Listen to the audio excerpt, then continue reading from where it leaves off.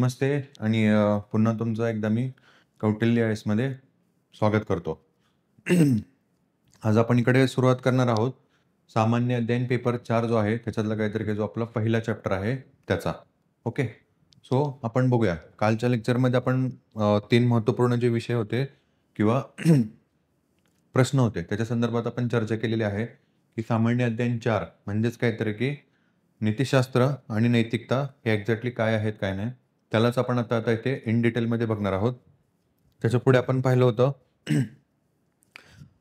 GS4 related important जे question आहेत किंवा जे प्रश्न असतात त्याला पण थोडंसं काहीतरी की आपण तिकडे सविस्तरपणे तिकडे डिस्कस केलं आणि एक एक जो मुद्दा होता तो आपण स्पष्टपणे काहीतरी की हाताळलेला आहे. त्याच्यानंतर आपण शेवटी बघितलं की पेपर जो आहे त्याचं जे स्वरूप असतं ते कशा प्रकारचं असतं त्या संदर्भात. ओके. जे इथं आपण बघितलं होतं भाग 1 आणि भाग 2. सो यामध्ये आता पुढे भाग 1 मधला काहीतरी की पहिला जो पार्ट आहे आपला किंवा पहिला जो चॅप्टर आहे त्याच्या संदर्भात काहीतरी की आपण इकडे आता अभ्यास करणार आहोत. So let start with our first chapter. इथे आपल्याला पाहायला मिळतं नीतिशास्त्र आणि मानवी संबंध. Ethics and human interference. Okay. असा हा काहीतरी की आपल्याला सिलेबसमध्ये पहिला पॉईंट इथे दिला गेलेला आहे. ओके. सो चॅप्टर जो आहे किंवा काहीतरी की हा जो टॉपिक आहे तो सुरू करण्याच्या अगोदर मला तुम्हाला असं सांगायला आवडेल की प्रश्नाचे स्वरूप आहेत किंवा पहिला हा जो चॅप्टर आहे त्याचं एंटायर काहीतरी की पूर्ण GS4 मध्ये महत्त्व काय आहे आणि त्याच्यासोबतच आपल्याला अभ्यास करताना काही गोष्टी ज्या आहेत त्या कोणत्या प्रकारे काहीतरीकडे लक्षात ठेवल्या पाहिजेत त्या. Okay. So first of all प्रश्नांचं जे स्वरूप आहे याच्यावरचा ते अगेन काहीतरी की ॲज इट इज तसंच राहणार आहे. म्हणजे काय की ती व्याख्या काय आहे, संकल्पना काय आहेत. ओके. त्याच्यानंतर काहीतरी की हा जो चॅप्टर आहे किंवा हा जो टॉपिक आहे त्याचं काहीतरी की महत्त्व मग ते वैयक्तिक स्तरावरती काय आहे, सामाजिक स्तरावरती काय आहे, नॅशनल किंवा आपण त्याला राष्ट्रीय स्तरावरती म्हणतो आणि आंतरराष्ट्रीय स्तरावरती आणि त्याच्यासोबतच सगळ्यात महत्त्वपूर्ण म्हणजे ते आहे की आपलं ॲडमिनिस्ट्रेटिव्ह स्तरावरती किंवा प्रशासनिक स्तरावरती ह्या विषयाचं काहीतरी की महत्त्व काय आहे आणि काय नाही किंवा ह्या चॅप्टरचं महत्त्व काय आहे आणि काय नाही. ओके. दुसरी गोष्ट म्हणजे इथे ज्यावेळेला काहीतरी की आपण ह्या पहिल्या आपल्या चॅप्टरचा किंवा पहिल्या टॉपिकचा इकडे अभ्यास करणार आहोत. हा जो सगळा अभ्यास असेल हा इथून पुढच्या सर्व अभ्यासाची काहीतरी की आपली रूपरेषा ठरवणार आहे. ओके. सो इथे आपल्याला काहीतरी की इन डिटेलमध्ये आणि थोडंसं काहीतरी की सविस्तरपणे बघणं गरजेचं आहे. याच्यावरतीच काहीतरी की तुमचा पुढचा जो अभ्यास असेल तो पूर्णपणे आधारित असणार आहे. ओके. मी पुन्हा तुम्हाला एकदा रिपीट करतो. हा जो पहिला चॅप्टर आहे हा एंटायर काहीतरी की GS4च्या पेपरमध्ये खूपच महत्त्वपूर्ण अशी भूमिका निभावतो. कारण इथून पुढचे जे काही सगळे चॅप्टर्स असतील किंवा जे सगळे टॉपिक असतील they are the based on our first topic. पहिल्याच टॉपिकवरती काहीतरी की ते सगळे अवलंबून आहेत. आणि शेवटपर्यंत म्हणजे काहीतरी की जो आपला ह्याच्यातला लास्ट जे आहे आपल्या लेक्चर सीरीजमधला जो शेवटचा चॅप्टर असेल त्याच्याशी काहीतरी याचा लिंक असणार आहे. म्हणून आपल्याला हा जो पहिला चॅप्टर आहे तो काहीतरी थोडासा इन डिटेलमध्ये बघायचा आहे आणि त्याच्यासोबतच काहीतरी की सविस्तरपणे आपल्याला तो हाताळायचा आहे. जेणेकरून काय होईल आपला जो अभ्यासाचा पाया आहे. ओके. म्हणजे इथे GS4चा जो पाया आहे आपला हा इथे कसा होणार भक्कम होणार.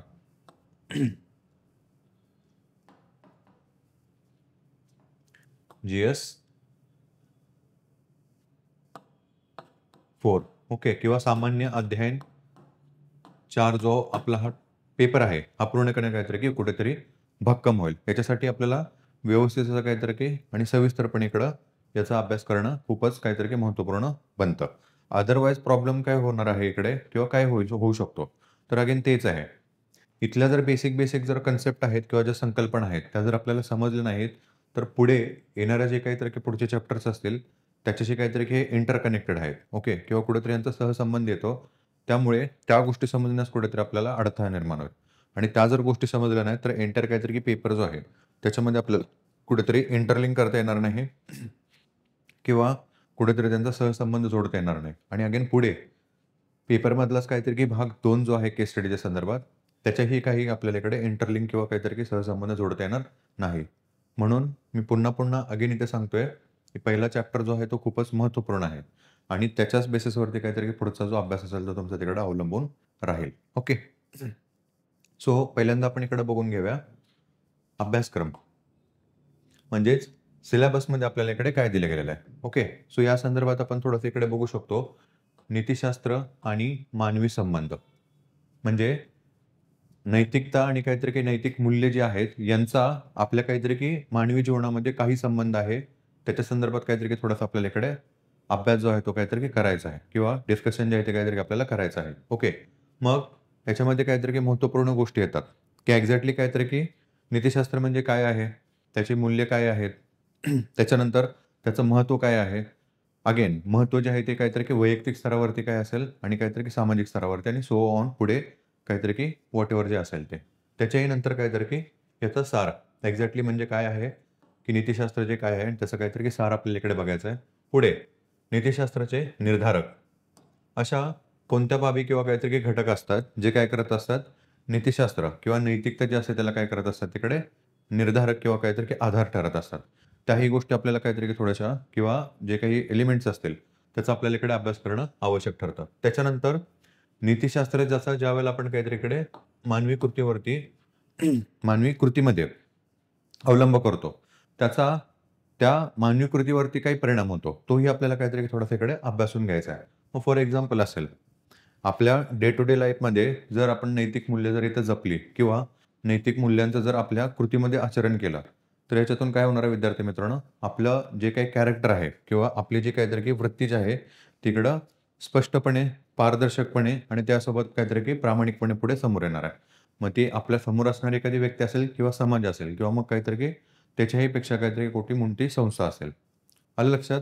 सो हेच आपल्याला इकडे पाहायला मिळतं, की मानवी कृतीवरती नीतिशास्त्राचा परिणाम काय? ओके.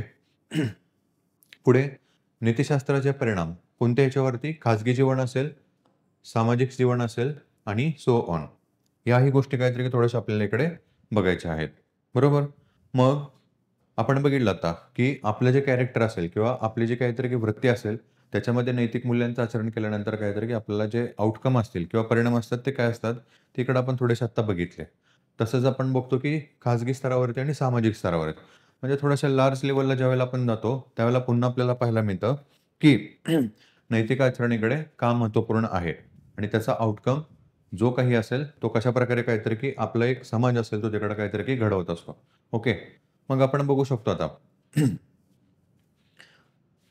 अ, वैयक्तिक काय आणि त्याच्यासोबतच काहीतरी खाजगी अशी नैतिक मूल्य सामाजिक स्तरावरती ज्यावेळेला आपण तिकडं आचरणात आणतो, त्यावेळेला काय होतं, एक सहसंबंध आणि त्यासोबतच काहीतरी की आपण एक असं म्हणू, एक हार्मोनी जी असते, ती काहीतरी की तिकडे डेव्हलप होते. बरोबर. म्हणजेच काय, एक दुसऱ्यांचे विचार जर आपण तिकडे पटवून घेतले, तर ह्याच्यातून एकसंध असा काहीतरी की समाज निर्माण होतो. सो हे एक्झाम्पल आपल्याला कशाच्या स्तरावरती पाहायला मिळतं? सामाजिक स्तरावरती. ओके. पुढे मानवी मूल्य. आता थोडंसं इथे मला थोडंसं माफ करा. ही जी स्लाईड आहे थोडीशी काहीतरी की मिसमॅच झालेली आहे किंवा काहीतरी की जे इथं मी लिहिलेलं होतं ते थोडंसं खाली आलेलं आहे. ओके. सो याच्यामध्ये मानवी मूल्य, त्याच्यामध्ये कुटुंब, समाज व शाळा यांची काहीतरी की भूमिका. आता इथं मूल्य, मानवी मूल्य. ओके. मग मानवी मूल्यांच्यामध्ये मित्रांनो आपल्याला काय पाहायला मिळतं? तर प्रामाणिकपणा, ट्रस्ट वर्थिनेस आपण त्याला असं म्हणतो. ओके. त्याच्यानंतर काहीतरी की जबाबदारी असेल, तुमची रिस्पॉन्सिबिलिटी असेल. मग ती काहीतरी की तुमच्या अभ्यासाप्रती असेल, तुमच्या वर्कच्या प्रती असेल, सोसायटीच्या प्रती असेल किंवा काहीतरी की सो ऑन. ओके. पुढे स्पष्टता. ओके. स्पष्टता. यालाच काय म्हणतो आपण? ट्रान्सपरन्सी. म्हणजे जे काही तुमच्या ॲक्टिव्हिटीज आहेत किंवा जे काही तुमचं कार्य आहे, हे कसं असायला पाहिजे? स्पष्ट असायला पाहिजे. आणि त्याच्यामध्ये काहीतरी की सामान्य जे व्यक्ती असतील, त्यांचं काहीतरी की त्याच्यामध्ये किंवा जे काही तिकडे निर्णय घेतले जातात, त्याच्यामध्ये काहीतरी की त्यांचाही समावेश होणं आवश्यक आहे. अशा ह्या सगळ्या गोष्टी काहीतरी आपल्याला इकडे पाहायला मिळतात. त्यांनाच काय म्हणतो आपण इकडे? मानवी मूल्य. मग ही सगळी मानवी मूल्य आहेत, ही ज्यावेळेला काहीतरी इकडे एखाद्या व्यक्तीच्या मनामध्ये रुजवली जातात. सो या रुजवण्याच्या प्रक्रियेमध्ये कोणाकोणाचा महत्त्वपूर्ण सहभाग असतो विद्यार्थी मित्रांनो, तर आपल्याला पाहायला मिळतं सर्वप्रथम काहीतरी की कुटुंब. ओके. आणि कुटुंबामध्ये पण कोण? तर काहीतरी की आपले आई आणि वडील असतील. ओके. सो इथं आपल्याला पाहायला मिळतं, की आई जी आहे ती काहीतरी की आपली फर्स्ट टीचर असते. ओके. पहिली काहीतरी की ती आपल्या तिकडे टीचर असते आणि त्याच्यावरूनच काय केलं जात असतं, जी महत्त्वपूर्ण मूल्ये जी असतात ती काय केली जात असतात आपल्या मनामध्ये रुजवली जात असतात. त्याच्यानंतर मग काहीतरी की पप्पा असतील म्हणजेच काहीतरी की आपले वडील असतील आणि ह्या इन्स्टिट्यूशन्समधून किंवा ह्या कुटुंब संस्थेतून ज्यावेळेला आपण बाहेर पडतो, त्यावेळेला कोण येते इकडं समाज. सो समाज व्यवस्था जी असते किंवा सामाजिक जी मूल्य असतात, ती पुन्हा आपल्या मनामध्ये रुजवण्याचं काम जे असतं ते कोण करत असतं इकडं समाज करत असतो. आणि त्याच्यानंतर काहीतरी की याच्या व्यतिरिक्त अगेन एक महत्त्वपूर्ण जे इन्स्टिट्यूशन्स असतं किंवा संस्था जी असते ते म्हणजे काहीतरी की आपली शाळा किंवा काहीतरी की स्कूल. आता मोस्ट ऑफ द टाईम लहान मुलांच्या संदर्भात आपण बघतो. ज्यावेळेला काहीतरी की कुटुंब संस्थेच्या बाहेर ज्यावेळेला ते काहीतरी की मूल जात असतं, त्यावेळेला त्याचा मोस्ट ऑफ द टाईम किंवा काहीतरी की जास्तीत जास्त वेळ जो असतो तो काहीतरी की शाळेमध्ये जात असतो. आणि इथेच आपण बघतो इव्हन आपणही काहीतरी की ही गोष्ट अनुभवलेली आहे आपल्या जीवनामध्ये. शाळा जी असते तिथेच काहीतरी की आपल्याला अगेन जी महत्त्वपूर्ण मूल्य जे असतात ते काहीतरी तिकडे कुठेतरी आपल्यासमोर काहीतरी की मांडली जातात. ठीक आहे. त्यांची ओळख जी असते ती करून दिली जाते आणि त्याच्याही पुढे जाऊन काहीतरी की ती आपल्या मनामध्ये कुठेतरी रुजवली जातात. आणि याच्यावरूनच काहीतरी की येणारे जे आपलं पूर्ण भविष्य असेल ते काहीतरी तिकडे ठरत असेल आणि ठरत असतं. ओके. मग आपण बघतो स्कूलमध्ये काहीतरी की आपल्याला सकाळची एक सवय लागली जाते, की लवकर उठणे, टाईम टू टाईम काहीतरी की स्कूलला जाणे. आपला जो ड्रेस असेल, आपली जी हेअरस्टाईल असेल, ते प्रॉपर तिकडे ठेवणं. ओके. आता ह्या सर्व गोष्टींची काहीतरी की तुम्हाला कुठेतरी आत्ता मी ज्यावेळेला बोलतो त्यावेळेला तुम्हाला जाणीव झाली असेल किंवा समजलं असेल, याचा इम्पोर्टन्स का असतो? कारण का, की एक उत्कृष्ट असं काहीतरी की जे व्यक्तिमत्व असतं, ते घडवण्याचं जे काम असतं ते स्कूलमध्ये इथं केलं जात असतं. ओके. आणि एक शिस्तबद्धपणा जो असतो तो काहीतरी की आपल्यामध्ये तिथे कुठेतरी रुजवला जात असतो. ज्याच्यामुळे येणारं जे आपलं काहीतरी की पूर्ण भविष्य असतं, ते पूर्णपणे त्याच्यावरतीच काहीतरी की निर्भर राहतं. ओके. सो मानवी मूल्य आणि ती काहीतरी की मूल्य रुजवण्यामध्ये कुटुंब संस्था, समाज संस्था आणि शाळा यांचा असणारी भूमिका. या सर्व गोष्टी काहीतरी की आपल्याला सर्वप्रथम इथे अभ्यासामध्ये दिलेल्या आहेत. ओके. आता अजून तिसरा मुद्दा म्हणजे काहीतरी की मी इथं असं सांगेन, तो म्हणजे काहीतरी की प्रश्नाचं स्वरूप. ओके. प्रश्नाचं स्वरूप. याच्या अगोदर मी थोडंसं सांगून दिलेलं आहे. अगेन तुम्हाला काहीतरी की थोडंसं या आता जो आपण इकडे पॉइंट डिस्कस केला होता, त्याच्यावरून काहीतरी की यू-पी-एस-सीने एक प्रश्न विचारला होता. त्या संदर्भात काहीतरी मी थोडंसं सांगू इच्छितो. क्वेश्चन असा होता, की ए-पी-जे अब्दुल कलाम यांच्या मते अ, आई, त्याच्यानंतर काहीतरी की समाज आणि त्याच्यानंतर काहीतरी की स्कूल. हे एखाद्या व्यक्तीचं काहीतरी की जे भविष्य आहे, उज्ज्वल भविष्य. असं जे काही भविष्य आहे ना, ते घडवण्यामध्ये सगळ्यात मोलाचा वाटा असतो, स्पष्ट करा. असा प्रश्न काहीतरी इकडे तिथे विचारला गेलेला होता. सो आपल्याला इथे काहीतरी की मित्रांनो स्पष्ट करायचं होतं, की ज्या बाबी आत्ता आपण इथे डिस्कस केल्या थोड्या वेळापूर्वीच. ओके. की तुमचं कुटुंब संस्था असेल, ते कोणत्या प्रकारे काहीतरी की किंवा कोणती मूल्य असतात ते आपल्या मनामध्ये रुजवतात. पुढे समाज असेल, समाज संस्था असेल, की कोणत्या प्रकारचे मूल्य आपल्या मनामध्ये रुजवतात आणि नंतर काहीतरी की स्कूल किंवा काहीतरी की शाळा. या स्तरावरती आपले जे टीचर्स असतात, त्यांच्याकडून कोणत्या प्रकारची मूल्ये जी असतात, ती रुजवली जातात आणि एक उत्कृष्ट असं व्यक्तिमत्व काहीतरी घडवण्यास किंवा उभारण्यास काहीतरी ते हातभार लावत असतात. हे सगळं काहीतरी आपल्याला तिथे स्पष्ट करायचं होतं. ओके. सो हा झाला विद्यार्थी मित्रांनो थोडासा अभ्यासक्रमाचा आपला भाग. सो एक्झॅक्टली काहीतरी की जो पॉइंट आहे किंवा काहीतरी की आपला पहिला इथं हे आहे, टॉपिक जो आहे तो आपण थोडासा इकडे सुरू करू. याच्यामध्ये फर्स्ट ऑफ ऑल आपल्याला पाहायला मिळेल नीतिशास्त्र. ओके. एथिक्स. काय आहे एक्झॅक्टली हे? What is the meaning of ethics किंवा नीतिशास्त्र म्हणजे काय आहे? ओके. सो जसं इथे मी स्पष्ट केलेलं आहे, नैतिकता हे मानवी कृतींना समाजामध्ये नियंत्रित करणाऱ्या मूल्यांचा संच आहे. ओके. नैतिकता हे मानवी कृतींना समाजामध्ये नियंत्रित करणाऱ्या मूल्यांचा काहीतरी काही संच आहे. पुढे ज्यामध्ये योग्य व अयोग्य हा थोडासा पॉइंट इथे काहीतरी काही महत्त्वपूर्ण बनतो. ओके. ज्यामध्ये योग्य आणि अयोग्य यांच्या अभ्यासासाठी विशिष्ट अशी चौकट उपलब्ध करून दिली जाते. ठीक आहे. फर्दर हे नैतिकदृष्ट्या काय अयोग्य आहे आणि काय अयोग्य आहे किंवा काय न्यायिक आहे आणि काय अन्यायकारक आहे याचा देखील काहीतरी की नीतिशास्त्रामध्ये अभ्यास केला जातो. ओके. सो इथे सांगायचं म्हणजे काहीतरी की बऱ्याचशाच काहीतरी की डेफिनेशन ज्या आहेत त्या इथं किंवा व्याख्या ज्या आहेत त्या वेगवेगळ्या काहीतरी की अभ्यासकांनी, विचारवंतांनी इकडे दिलेल्या आहेत. पण आपल्यासाठी काय आहे किंवा जसं मी तुम्हाला कालच स्पष्टपणे सांगितलं होतं, एखादी रफ डेफिनेशन म्हणजे काहीतरी की एखादी कच्ची व्याख्या जी आहे ना, ती आपल्या मनामध्ये प्रत्येक जी काही संकल्पना असेल त्याच्या संदर्भात काहीतरी की परफेक्ट अशी माहितीच पाहिजे. ओके. अभ्यासाची जी स्ट्रॅटेजी होती किंवा अभ्यासाचा जो काहीतरी की तिकडे आराखडा होता, त्याच्यामध्येच मी तुम्हाला सांगितलं होतं, की भाग पहिला जो आहे, त्याच्या संदर्भात आपण ज्यावेळेला तिकडे अभ्यास करू आणि त्याची जी काहीतरी की आन्सरची रिक्वायरमेंट आहे, त्याच्यामध्ये व्याख्या ही महत्त्वपूर्ण काहीतरी की भूमिका निभावते. सो याच्यासाठी आपल्याला काहीतरी की एक रफ डेफिनिशन किंवा एक रफ व्याख्या जी आहे ती महत्त्वपूर्णपणे लक्षात ठेवणे इकडं आवश्यकच आहे. सो इथे आपण बघू शकतो. नैतिकता काय आहे तर की मानवी कृतींना समाजामध्ये नियंत्रित करणाऱ्या मूल्यांचा संच आहे. याचा अर्थ असा होतो, की मानवी कृती आहेत. ओके. मग त्या कोणत्याही असेल. बोलण्याचा असेल, वागण्याचा असेल, जगण्याच्या असतील. वेगवेगळ्या प्रकारच्या काहीतरी ह्या कृती आहेत ना, त्या कृती कशाप्रकारे असायला पाहिजेत आणि कशाप्रकारे नसायला पाहिजेत. याच्यासाठी काहीतरी की एक नियंत्रण ठेवण्यासाठी आणि त्यासोबतच काहीतरी की कुठेतरी त्याला रेग्युलेट करण्यासाठी एक संच जो असतो तो इथे नीतिशास्त्राने काहीतरी की आपल्याला प्रोव्हाईड केलेला आहे. आलं लक्षात? मग फॉर एक्झाम्पल ज्यावेळेला आपण आपले काहीतरी काही वडीलधारे असतील, त्यांच्यासोबत ज्यावेळेला आपण काहीतरी की बोलतो किंवा कोणत्याही विषयावरती डिस्कशन करतो. सो मोठ्या-मोठ्याने त्यांच्यासोबत बोलणं, अरेरावीपणे त्यांच्याशी बोलणं, ओके. उद्धटपणे त्यांच्याशी बोलणं, या सर्व गोष्टी कशा आहेत तिकडे चुकीच्या आहेत आणि कुठेतरी त्यांचा मज्जाव केला गेलेला आहे. ओके. हेच काहीतरी की आपल्याला नीतिशास्त्रामध्ये सांगतो. एक नियंत्रण करणारा म्हणजे आपल्या कृतींना कुठेतरी ते नियंत्रित करतात. म्हणजे उद्धटपणे बोलणं हे चुकीचं आहे. हे काहीतरी की इथे नैतिक मूल्यांमध्ये किंवा नीतिशास्त्रामध्ये सांगितलेलं आहे. ओके. अजून पुढे आपण बघू शकतो. ज्यावेळेला आपल्या वडीलधारे असतील, टीचर्स असतील किंवा काहीतरी इतर कोणी असेल, त्यांना ज्यावेळेला भेटू त्यावेळेला आपल्या ज्या कृती असतील किंवा काहीतरी की आपला जो बिहेवियर असेल, तो थोडासा लिनियंट पाहिजे. ओके. लिनियंटचा अर्थ असा होतो, की कुठेतरी आदरभाव देणारा असायला पाहिजे. आता हे काय झालं, की एक्सेप्टेबल म्हणजे आपली जी कृती आहे त्याला कुठेतरी ते नियंत्रित करते आणि तो नियंत्रित करणारा संच म्हणजेच कोण आहे विद्यार्थी मित्रांनो? तर नीतिशास्त्र. ओके.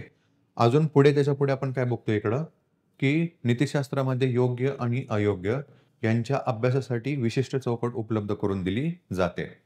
म्हणजे काय झालं, आत्ता जे आपण पॉइंट डिस्कस केले, त्याच्या अनुसरूनच काहीतरी की थोडंसं आपल्याला अजून पुढे पाहायला मिळतं, की ज्या कृती आहेत एक्झॅक्टली, त्या कृती अयोग्य कोणत्या आहेत आणि अयोग्य कोणत्या आहेत आणि ते ठरवण्यासाठी पण काहीतरी की एक चौकट जी आहे, ती नीतिशास्त्रामध्ये विद्यार्थी मित्रांनो उपलब्ध करून दिली जाते.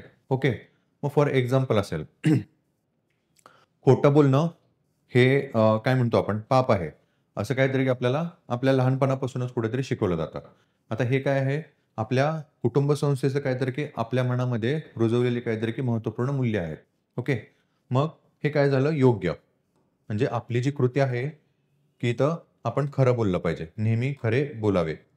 हा सुविचार काहीतरी की तुम्ही बऱ्याचदा लहानपणी तुमच्या स्कूलमध्ये त्या फळ्यावरती काहीतरी की लिहिलं असेल किंवा काहीतरी की लिहिलेलं तुम्ही पाहिलं असेल. सो हे काहीतरी की मूल्य आहे आणि इथे काय शिकवलं जातं आपल्याला नीतिशास्त्रामध्ये, की नेहमी खरे बोलावे. म्हणजेच काय? ही योग्य गोष्ट आहे. ओके. मग ती काहीतरी की कौटुंबिक वैयक्तिक जीवनामध्ये असेल, कौटुंबिक जीवनामध्ये असेल, सामाजिक किंवा काहीतरी की त्याच्या पुढे. ही योग्य अशी असणारी गोष्ट आहे. ओके. आणि तिचा अभ्यास करण्यासाठी कोणातरी इकडे नीतिशास्त्र आहे. ओके. त्याच्याही सोबत काहीतरी तिकडे अयोग्य असणारी अशी गोष्ट आहे. मग काय?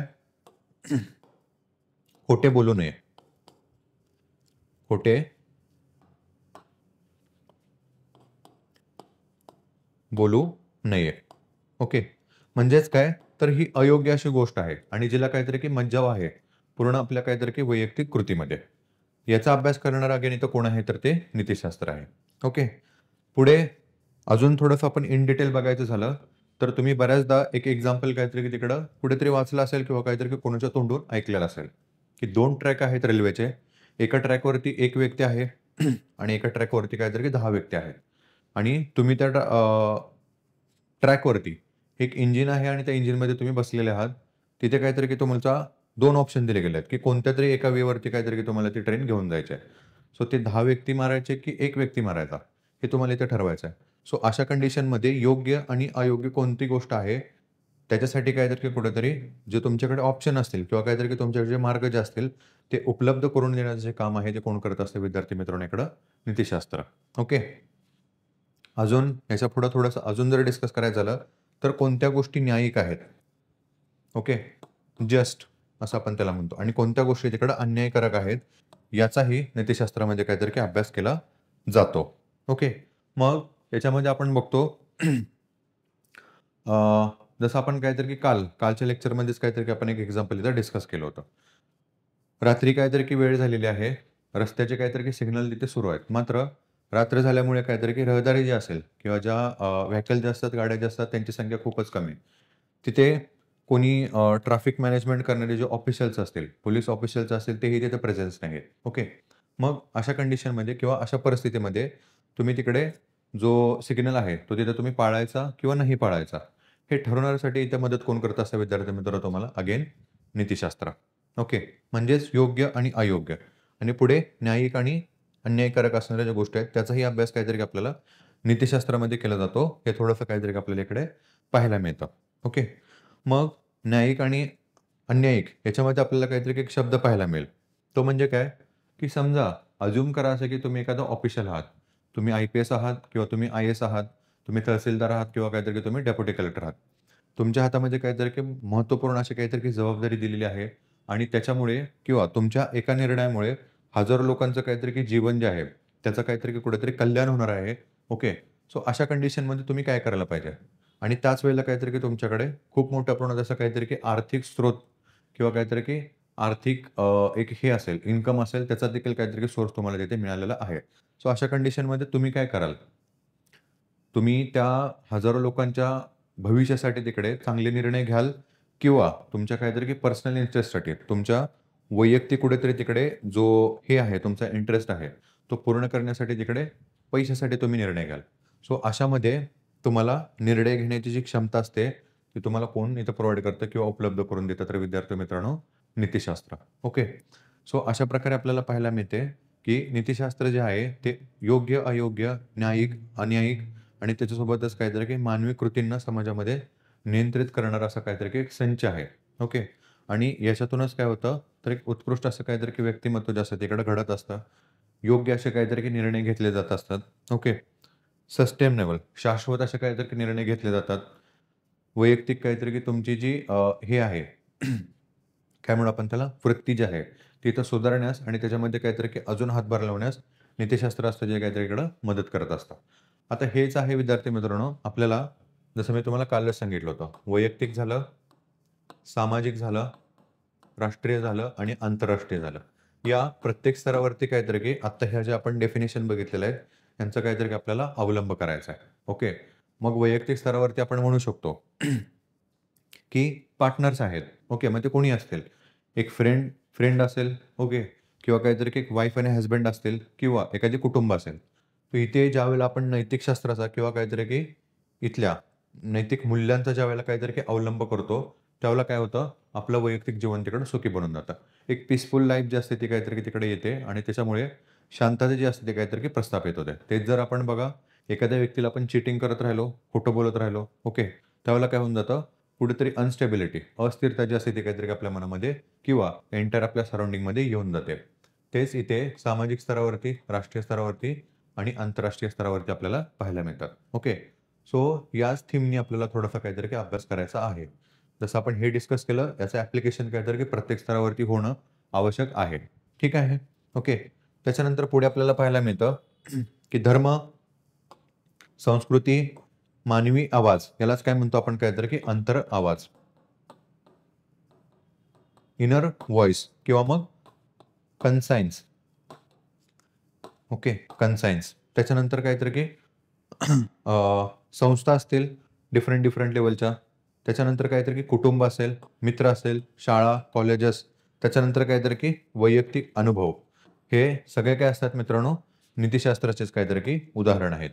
म्हणजेच काय, प्रत्येक ठिकाणी धर्म असेल, संस्कृती, मानवी आवाज, इनर सेन्स असेल, कुटुंब संस्था असतील, मित्र, शाळा या प्रत्येक ठिकाणी काय होत असतं मित्रांनो आपल्याला, नीतिशास्त्राचे काहीतरी नियम जे असतात किंवा जी नैतिक मूल्य जे असतात ती काय केली जात असतात तिथे इंट्रोड्यूस केली असतात किंवा आपल्यासमोर काहीतरी काही ती उपलब्ध करून दिली जात असतात आणि ती आपल्या मनामध्ये कुठेतरी काहीतरी रुजवण्याचं जे काम असतं ते ह्या सगळ्या संस्थेकडून काहीतरी केलं जात असतं.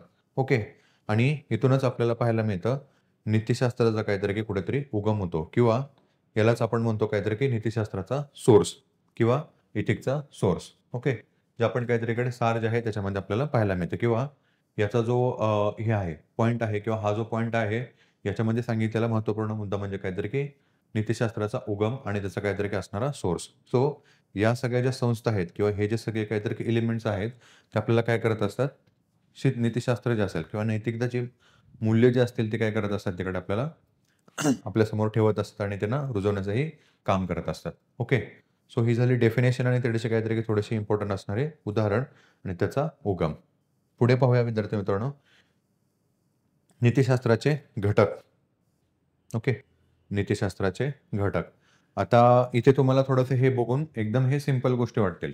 पण ॲक्चुअली एक्झाममध्ये ज्यावेळेला आपण जाऊ, आन्सर रायटिंग ज्यावेळेला करू ना, त्यावेळेला या सगळ्या छोट्या-छोट्या गोष्टींचा काहीतरी की आपल्याला बारीकपणे काहीतरी की अभ्यास करून त्यांना तिथे काहीतरी की आन्सर शीटमध्ये उतरवणं खूपच महत्त्वपूर्ण ठरतं. आणि जे सगळ्यात मी असं म्हणेन की कठीण असा काहीतरी की तो टास्क असतो. ओके. एक कठीण असं काहीतरी की हे काम असतं. दिसताना आपल्याला काहीतरी ह्या गोष्टी खूपच सिंपल वाटतात. एकदमच काहीतरी की सहज वाटतात त्या, पण त्या तेवढ्या नाही आहेत. ओके. मग नीतिशास्त्राचे काहीतरी की घटक. सो इथं घटक आपल्याला पाहायला मिळतात. नैतिकता म्हणजेच काहीतरी की एथिक्स किंवा काहीतरी की मोरल. ओके. आता अगेन हे हा जो सिंपल वर्ड आहे, याच्यामध्ये काहीतरी की खूप मोठी मीनिंग जी आहे ना किंवा खूप मोठा अर्थ जो आहे ना, तो काहीतरी याच्या पाठीमागे दडलेला आहे. आपल्याला पुढे काहीतरी की प्रत्येक एक-एक शब्द जो आहे, त्याला काहीतरी की व्यवस्थितपणे अ, अभ्यासायचा आहे. त्याचा अवलंब जो आहे, तो प्रत्येक स्तरावरती तिकडे करून घ्यायचा आहे. त्याचं महत्त्व जे आहे, ते थोडंसं काहीतरी आपल्याला बघून घ्यायचं आहे. ओके. सो बेसिकली काहीतरी की नैतिकता म्हणजे काय असते, तर महत्त्वपूर्ण ज्या काहीतरी की मूल्य आहेत, त्यांचं आपलं काहीतरी की डे टू लाईफमध्ये किंवा आपल्या जीवनामध्ये काहीतरी की त्याचा अवलंब करणे आणि त्याच्यातूनच काहीतरी की आपलं आचरण असेल किंवा काहीतरी की आपली जी कृती असेल, ती तिथं होणं अपेक्षित असतं. ओके. त्याच्याही पुढे काहीतरी की अखंडता. हाही वर्ड जो होता, तो आपण काहीतरी की काल तिकडे डिस्कस केला होता. अखंडता म्हणजे इंटिग्रिटी आहे. व्हॉटएव्हर जे काहीतरी की तुमच्याकडे ही नैतिक मूल्य आहेत, ही सातत्याने काय पाहिजे तिकडे तुमच्या आचरणामध्ये असणं किंवा कुठेतरी तुमच्या आचरणामध्ये सातत्यपणे काहीतरी की त्याचा वापर होणं गरजेचं आहे. यालाच काय म्हणतो आपण इकडे अखंडता. ओके. याची मीनिंग जी असेल ते आपण पुढे बघणारच आहोत. पण इथे सांगायचा उद्देश काहीतरी की नीतिशास्त्राचा हा एक महत्त्वपूर्ण काहीतरी की घटक ठरतो. मग एक्झाम्पल असेल, आज मी काहीतरी की माझ्या जीवनामध्ये इथं काय करतोय किंवा आपण आपल्या जीवनामध्ये काय करतोय, एखादी गोष्ट कोणीतरी सांगितली. मग ते आपले मित्र असतील, वडीलधारे कोणीतरी असतील, शिक्षक असतील किंवा इतर कोणी असेल. पटकन आपण काहीतरी की भारावून जातो आणि ती गोष्ट आहे ती आचरणात आणतो. ओके. मात्र दुसऱ्या-तिसऱ्या दिवशी हळू ती फेडेड आउट होते. ओके. कुठेतरी ती आचरण असतं किंवा कुठेतरी वृत्ती असते, ती हळू कुठेतरी ती कमकुवत होत जाते. यालाच काय म्हणतो आपण काहीतरी की अखंडतेचा काहीतरी की अभाव. आपल्या आचरणात त्या ज्या गोष्टी असतील त्या काहीतरी की सातत्याने कुठेतरी राहणं आवश्यक असतं किंवा अपेक्षित असतं. यालाच म्हणतो आपण इकडे अखंडता. पुढे न्याय. हा देखील काहीतरी की नीतिशास्त्राचाच काहीतरी की एक महत्त्वपूर्ण घटक आहे. ओके. आता न्याय. अगेन एक छोटासा शब्द आहे. मात्र त्याच्या पाठीमागे काहीतरी की खूप मोठी अशी काहीतरी की डेफिनेशन किंवा अर्थ जो आहे तो काहीतरी इकडे दडलेला आहे. आता इथे आपण प्रत्येक स्तरावरती म्हणजे काहीतरी की ते वैयक्तिक असेल, सामाजिक असेल किंवा काहीतरी की प्रशासनिक स्तर आणि आंतरराष्ट्रीय स्तर असेल किंवा राष्ट्रीय स्तर असेल. ज्या काही आपल्या प्रत्येक डिसिजन असतील, आपल्या प्रत्येक काहीतरी की हे असतील, आचरण असतील किंवा कृती असतील किंवा आपला जो बिहेवियर असेल, याच्यातून समोरची जी व्यक्ती आहे, त्याच्यासाठी काहीतरी की काही ना काहीतरी तिकडं एखादी गोष्ट असते ती घडत असते. यालाच काहीतरी की आपण म्हणू शकतो, आपल्या चांगल्या आचरणाने समोरच्याला मिळणारी एखादी चांगली गोष्ट असेल, तर ती न्यायिक गोष्ट असेल. ओके. पुढे जबाबदारी. त्यालाच आपण काय म्हणतो ट्रान्सपरन्सी. अगेन खूप महत्त्वपूर्ण असणारा काहीतरी असा हा शब्द आहे. मग हा वैयक्तिक स्तरावरती घ्या किंवा कोणत्याही स्तरावरती घ्या. स्पेशली आपण इकडे बघतो ॲडमिनिस्ट्रेशन म्हणजेच प्रशासन या स्तरावरती. याची जी व्याख्या आहे किंवा काहीतरी याचं जे महत्त्व आहे, ते खूप महत्त्वपूर्ण काहीतरी इकडे ठरत असतं. ओके. म्हणजेच काय प्रशासनातला जो सगळा कारभार आहे, तो थोडासा पारदर्शक असणं किंवा काय म्हणू आपण त्याला सॉरी जबाबदारी. जबाबदारीचा अर्थ काय होतो, की तुमची जी कृती आहे किंवा तुमचं जे आचरण आहे किंवा तुम्ही घेतलेले जे निर्णय आहेत, त्याच्यासाठी काहीतरी की तुम्ही तिकडं थोडंसं जबाबदार राहणं आवश्यक असतं. ओके. मग जे काही घेतलेले तुम्ही तिथे डिसिजन असतील, त्याच्यासाठी तुम्ही तिथे उत्तरदायी ठरता. ओके. त्यालाच काय म्हणतो आपण तिकडे जबाबदारी. मग अगेन ही पॉलिटिकल असेल, प्रशासनिक असेल वैयक्तिक असेल किंवा काहीतरी की तुमची व्यावसायिक जबाबदारी असेल. त्या सगळ्या गोष्टींचा अभ्यास काहीतरी आपल्याला इथे करायचा आहे. पुढे मूल्य. अगेन काहीतरी की खूपच महत्त्वपूर्ण असणारा हा असा नीतिशास्त्राचा घटक आहे. आता ह्या मूल्यांच्या मध्ये आपल्याला खूप सारे काहीतरी की मूल्य असे इथे पाहायला मिळतात. ओके. दया, कंपॅशन ज्याला आपण म्हणतो. ठीक आहे. त्याच्यानंतर सिम्पती आणि एम्पॅथी.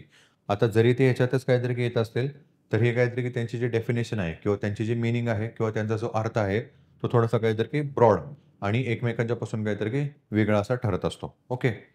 त्याच्यानंतर याच्यामध्येच स्पष्टता, ओके, न्याय, प्रामाणिकपणा आणि सो ऑन अशा सगळ्यांचा काहीतरी की समावेश होतो. आणि हे पण काय आहेत, आपल्या नीतिशास्त्राचेच काहीतरी की महत्त्वपूर्ण घटक आहेत. ओके. पुढे योग्यता, परफेक्शन किंवा काहीतरी की त्याला आपण प्रोफेशनॅलिटी असं म्हणतो. आता याच्यामध्येच काहीतरी की आपण तेच उदाहरण घेऊ शकतो. प्रोफेशनल जे काहीतरी की तुमचं जे काम आहे, व्यावसायिक तुमचं जे काहीतरी की काम आहे, त्याच्यामध्ये तुम्ही काहीतरी की योग्य आणि परफेक्ट असणं काहीतरी की खूप गरजेचं असतं. मग ते काय असतील? As a doctor, as a engineer, as a journalist किंवा इतर कोणतेही काम असो. त्या ठिकाणी जी योग्यता आहे ती स्पष्टपणे आणि परखडपणे काहीतरी की तिथे तुम्ही मांडणं आवश्यक असतं. ठीक आहे. पुढे विवेक. हा देखील काहीतरी की मित्रांनो सगळ्यात महत्त्वपूर्ण असा काहीतरी की घटक आहे नीतिशास्त्राचा. विवेक यालाच काय आपण इकडे म्हणतो इनर सेन्स किंवा इनर व्हॉईस. सत विवेक, बुद्धी असा शब्द जो आहे तो काहीतरी की बऱ्याच पुस्तकामध्ये इकडं दिला गेलेला आहे. ओके. याचा अर्थ असा होतो विद्यार्थी मित्रांनो, की ज्यावेळेला कोणताही एखादा डिसिजन घ्यायचा असेल किंवा कोणताही एखादा निर्णय घ्यायचा असेल, त्यावेळेला बरेचसेच काहीतरी की मार्ग आपल्यासमोर काहीतरी की उपलब्ध असतात. ओके. मात्र सरतेशेवटी काहीतरी की आपण तिथे म्हणतो किंवा तुम्ही बऱ्याचदा काहीतरी की कुठेतरी ऐकलं असेल किंवा जे लिहिलेलं असेल ते तुम्ही वाचलं असेल, की ऐकावे जनाचे पण करावे मनाचे. म्हणजेच काय विवेक किंवा इनर सेन्स. आपला अंतरात्मा त्या गोष्टीबद्दल किंवा त्या निर्णयाबद्दल काय म्हणतोय आणि त्याच प्रकारे म्हणजेच काहीतरी की आपल्या अंतरात्म्याने किंवा आपल्या सदसद विवेक बुद्धीने जो दिलेला तिथे निर्णय असेल, तो घेणं तिथं काहीतरी की गरजेचं असतो किंवा महत्त्वपूर्ण ठरतो. हेच कशामध्ये आपल्याला पाहायला मिळतं मित्रांनो, विवेक किंवा काहीतरी की सदसद विवेक बुद्धी किंवा इनर सेन्स. मग खूपदा अशी कंडिशन आपल्या जीवनामध्ये येते किंवा अशी परिस्थिती आपल्या जीवनामध्ये येते, की तिथं कोणतातरी एखादा निर्णय घेणं आपल्यासाठी काहीतरी की खूप महत्त्वपूर्ण असतं. सो याच परिस्थितीमध्ये आपण म्हणतो किंवा काहीतरी की जे बरेचसे स्कॉलर्स आहेत किंवा काहीतरी की विचारवंत आहेत त्यांनी सांगितलेलं आहे, की तुम्ही तुमच्या मनाचं काहीतरी इकडं ऐकलं पाहिजे. ओके. पुढे सन्मान असेल, हॉनर. अगेन नीतिशास्त्राचाच काहीतरी की हा महत्त्वपूर्ण घटक आहे. आता इथे वैयक्तिक जीवन जे असेल, ते ज्यावेळेला आपण काहीतरी इकडे जगत असतो, तिथे काहीतरी की वेगवेगळ्या लोकांशी आपला काहीतरी की संबंध येत असतो आणि याच्यामध्ये समोरच्याचा काहीतरी की जो सन्मान असेल, तो ठेवणं आवश्यक असतं. मग ती वडीलधारी व्यक्ती असेल किंवा आपल्यापेक्षा एखादी मोठी व्यक्ती असेल, आपले शिक्षक असतील, ओके, पालक असतील किंवा इतर कोणीही व्यक्ती असेल. या सगळ्यांच्या सोबत काहीतरी की सन्मानाने राहणं खूपच आवश्यक असतं. याच्यातून फायदा काय आहे किंवा याचं महत्त्व काय आहे? तर ज्यावेळेला काहीतरी की आपण कुठेतरी समोरच्याला सन्मान देतो, त्याच वेळेला ऑटोमॅटिकली कुठेतरी सन्मान जो असतो, तो आपल्याला मिळत असतो. ओके. सो अशा प्रकारे सन्मान एक महत्त्वपूर्ण काहीतरी की घटक बनतो. अगेन प्रामाणिकता. One of the most important elements of the ethics is the probity किंवा काहीतरी की त्यालाच आपण म्हणतो प्रामाणिकपणा. सिंपल असं असणारे हे डेफिनिशन इतक्या मोठ्या प्रमाणात काहीतरी की व्याख्या किंवा अर्थ घेऊन बसलेला जो शब्द असेल तो म्हणजे काहीतरी इकडे प्रामाणिकपणा. ओके.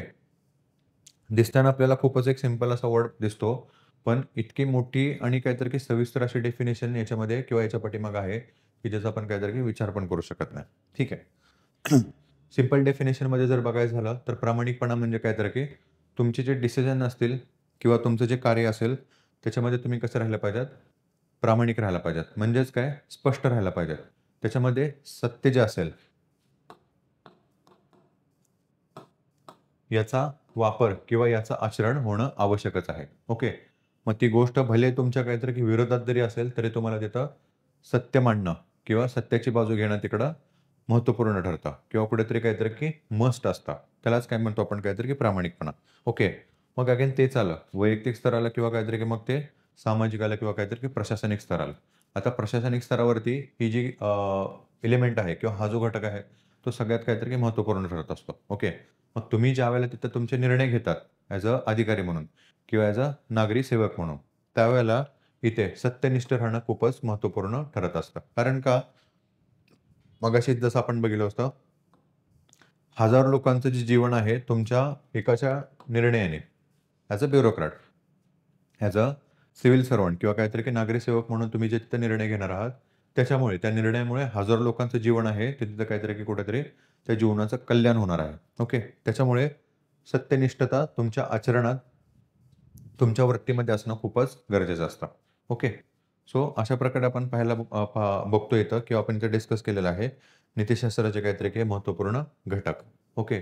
जे नीतिशास्त्र जे असेल त्याला काहीतरी की परिपूर्ण बनवतात. त्याच्यासोबतच काहीतरी की आपलं जे जीवन आहे त्यालाही तिथे काहीतरी की परिपूर्ण बनवतात. अजूनही बऱ्याचशाच गोष्टी आहेत त्याच्यामध्ये ज्या आपण इथे बघितलेल्या नाहीयेत.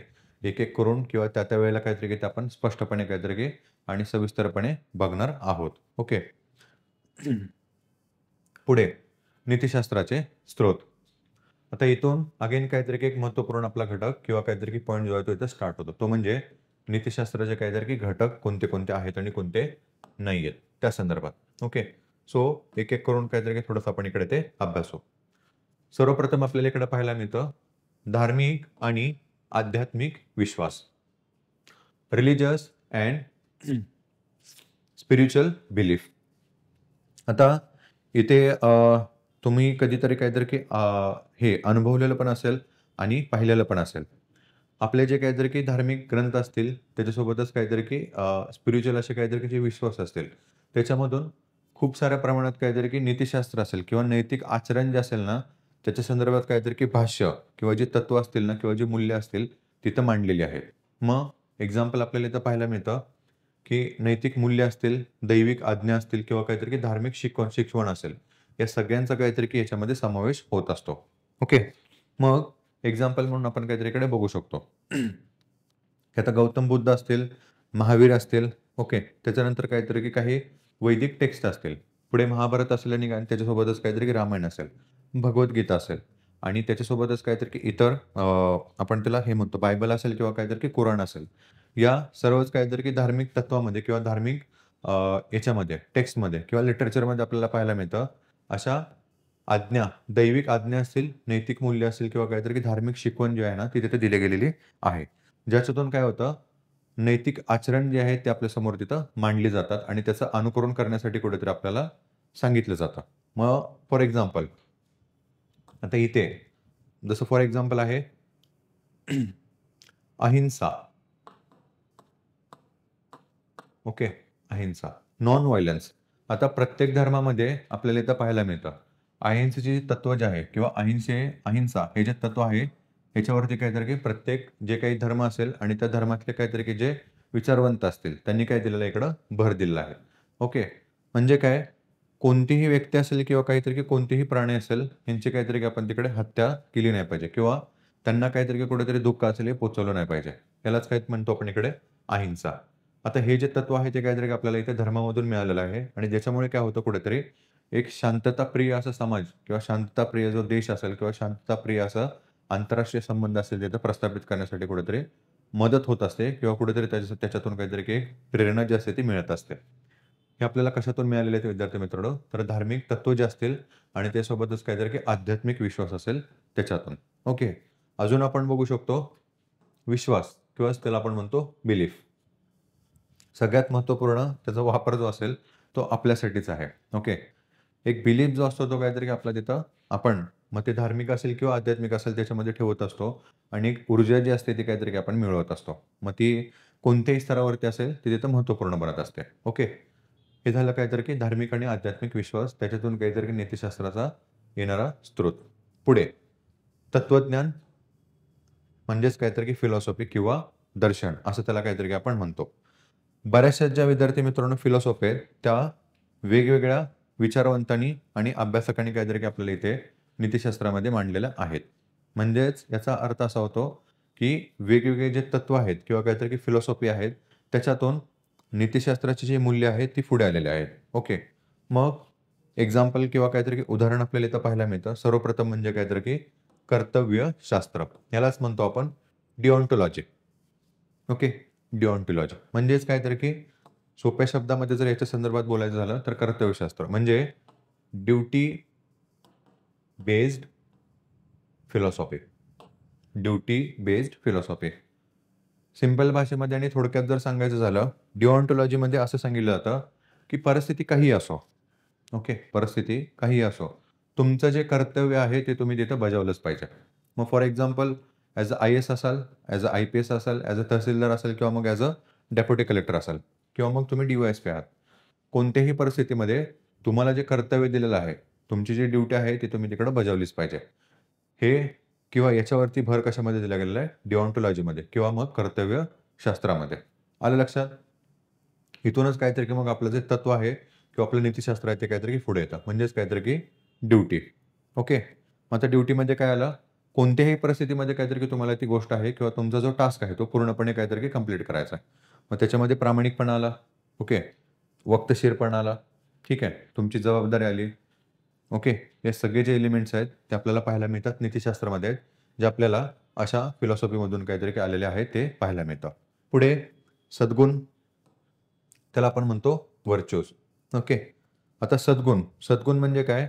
एखादी जी व्यक्ती आहे, त्या व्यक्तीच्या आचरणात असलेले चांगले गुण. त्याला काय म्हणतो आपण? सद्गुण. मग काय आहे? फॉर एक्झाम्पल जे वरिष्ठ आहेत, ज्येष्ठ आहेत त्यांच्याशी काहीतरी की सन्मानाने वागणं, आदरतेने वागणं किंवा एक आदरपूर्वक काहीतरी की जो हे असतं आचरण असेल किंवा काहीतरी की आपण त्याला म्हणू स्वभाव असेल किंवा विचारधारा असेल, ती काहीतरी त्यांच्यासमोर तिथं मांडणं किंवा काहीतरी की ठेवणं किंवा आचरणात आणणं. त्याच्यासोबत सत्यनिष्ठता किंवा काहीतरी की नेहमी तिथं खरं बोलणं किंवा सत्याची बाजू काहीतरी की तिकडे धरणं. ठीक आहे. मग फॉर एक्झाम्पल तिथं गांधीजींचं आपण बघू शकतो. सत्याग्रह म्हणजे काहीतरी की सत्याचा आग्रह. हे जे मूल्य आहे ते काहीतरी की आपल्याला सद्गुण इथूनच कुठेतरी पुढे पाहायला मिळतं. असे बरेचसेच काहीतरी की जे गुण आहेत किंवा काहीतरी की सद्गुण आहेत किंवा जे मूल्य आहेत ते आपल्याला व्हर्च्यूज किंवा सद्गुणामधून काहीतरी की पुढे आलेले आहेत हे आपल्याला पाहायला मिळतं. तेच काहीतरी तिकडे नीतिशास्त्राचे स्रोत आहेत. पुढे परिणामवाद. त्याला कॉन्सिक्वेंटिलिझम असं म्हटलं जातं. ओके. कॉन्सिक्वेंटिलिझम. मीनिंग किंवा काहीतरी की अर्थ जर बघायचा झाला, याचा अर्थ असा होतो, की आपल्या ज्या कृती आहेत, ठीक आहे. आपल्या ज्या कृती आहेत किंवा काहीतरी की आपले जे आचरण आहेत, याच्यातून जो काहीतरी की तिकडे परिणाम असेल किंवा आपल्या आचरणानंतर किंवा आपल्या कृतीनंतर काहीतरी की येणारा जो आउटकम असेल किंवा काहीतरी की येणारा जो परिणाम असेल, तो एक्झॅक्टली काय आहे आणि काय नाही, याच्यावरतीच काहीतरी की आपल्या ज्या कृती असतील किंवा याच्यावरतीच काहीतरी की योग्यता आणि अयोग्यता काय आहे, हे अवलंबून असतं. याचा अभ्यास किंवा काय म्हणू आपण त्याला, जी तत्व आहेत, ती आपल्याला इकडे परिणामवादामध्ये पाहायला मिळतात. ओके. मग इथं बघितलं, आचरणाशी घेणं आपलं काहीतरी की नाहीये, तर आपलं कर्तव्याशी घेणं-देणं आहे. इथे आचरण आहे ते काहीतरी की सद्गुणावरती अवलंबून आहे आणि इथे आता ॲक्चुअली जर बघायचं झालं, तर याच्यामध्ये आपल्याला 2 पॉइंट पाहायला मिळतात. म्हणजे आपली जी कृती आहे, ती योग्य आणि अयोग्य ही कशावरून ठरवायची? आलं लक्षात? आपली जी कृती आहे, ती योग्य आणि अयोग्य ही कशावरून ठरवायची? मग आपण जो मार्ग तिथं अवलंबणार आहे, त्याच्यावरून ठरवायची, की आपला जो लक्ष्य निर्धारित केलाय त्याच्यावरून ठरवायची? लक्ष्य आणि मार्ग. मग फॉर एक्झाम्पल माझं लक्ष्य काय आहे? एखादं एक्झाम आहे ती काहीतरी मला क्रॅक करायचं आहे किंवा ती पास करायची आहे. मग याच्यामध्ये मी कोणताही मार्ग इथं अवलंब करू शकतो किंवा इथे त्याचा काहीतरी अवलंब करू शकतो. मग मी कॉपी करून जरी पास झालो, तरी काहीतरी की तिकडं ते योग्यच राहील. कारण का? माझं लक्ष काय इकडे पास होणं. मात्र त्याच वेळेला याच्या उलट आहे, की आपले जे मार्ग आहेत, ते इथं महत्त्वपूर्ण ठरतात. न की आपलं लक्ष इकडं महत्त्वपूर्ण ठरतं. मग इथे मला पास होणं हे माझं लक्ष्य आहे. मात्र इथे माझे जे मार्ग आहेत, ते कसे पाहिजेत? प्रामाणिकच पाहिजेत. ओके. मग कॉपी मी इथं न करता अभ्यास करून जो काही तिथं माझा अभ्यास होईल, त्याच्याच आधारावरती मी काहीतरी परीक्षा देईन आणि मी पास होईन. मग तिथे मला कमी मार्क मिळाले किंवा काहीतरी फेल जरी झालो, तरी 72. महत्त्वपूर्ण काय इथं? मार्ग. या सगळ्यांचाच अभ्यास किंवा ही जी मूल्य आहेत, याचा अभ्यास किंवा तत्व इथे परिणामवादामध्ये किंवा कॉन्सिक्वेंटलिझममध्ये दिलं गेलेलं आहे. ओके. हे असं आपल्याला पाहायला मिळतं. आलं लक्षात? पुढे सांस्कृतिक व सामाजिक नियम. अगेन सुरुवातीला जसं आपण डिस्कस केलं होतं, की एखादी व्यक्ती जी असेल किंवा काहीतरी एखादं जे हे असेल, काय म्हणतात लहान मुलं, यांची जे जीवन असेल, एक उत्कृष्ट असं जीवन जे असेल किंवा काहीतरी उत्कृष्ट असं व्यक्तिमत्व असेल, हे कुठेतरी निर्भर हे अ, अवलंबून असतं कशावरती तर काहीतरी की कुटुंब आणि त्याच्यानंतर सामाजिक नियम असतील किंवा काहीतरी की सामाजिक संस्था असतील आणि त्याच्यानंतर काहीतरी पुढे शिक्षक यांच्यावरती. ओके. सो तसंच नीतिशास्त्राच्या स्त्रोतमध्ये आपल्याला हा तिसरा पाहायला मिळतो. आपलं सांस्कृतिक म्हणजेच काहीतरी की कल्चरल एलिमेंट्स आणि त्याच्यासोबतच काहीतरी की सामाजिक नियम, सोशल नॉर्म्स. इथून आता आपल्याला बऱ्याचदा पाहायला मिळतं, की नैतिक मूल्ये जी असतात ती काहीतरी इकडे दिलेली असतात. मग ती संस्कृती असो किंवा काहीतरी की समाज असो यांच्याद्वारे. एक्झाम्पल आपल्याला इथं पाहायला मिळतं. सामाजिक जीवनावरती मग फॉर एक्झाम्पल हिंदू सोसायटी जी आहे याच्यामध्ये किंवा काहीतरी की इस्लामिक सोसायटी आहे. याच्यामध्ये आपल्याला पाहायला मिळतं, की ज्यावेळेला आपण तिकडे भेटतो एकमेकांना किंवा ज्यावेळेला इकडे भेट होते, त्यावेळेला नमस्ते बोलणं हा काहीतरी एक प्रकार आहे. म्हणजेच काय किंवा काहीतरी की तिकडे आदाब बोलणं हे इस्लामिक काहीतरी की संस्कृतीमध्ये किंवा कल्चरमध्ये फॉलो केलं जातं. म्हणजेच रिस्पेक्ट किंवा काहीतरी की आदरपूर्व असं काहीतरी की तिकडे एक हे जे असते कम्युनिकेशन जे असतं ते काहीतरी तिकडे एस्टॅब्लिश केलं जातं. नमस्ते किंवा काहीतरी की आदाब बोलून किंवा हॅलो बोलून. ओके.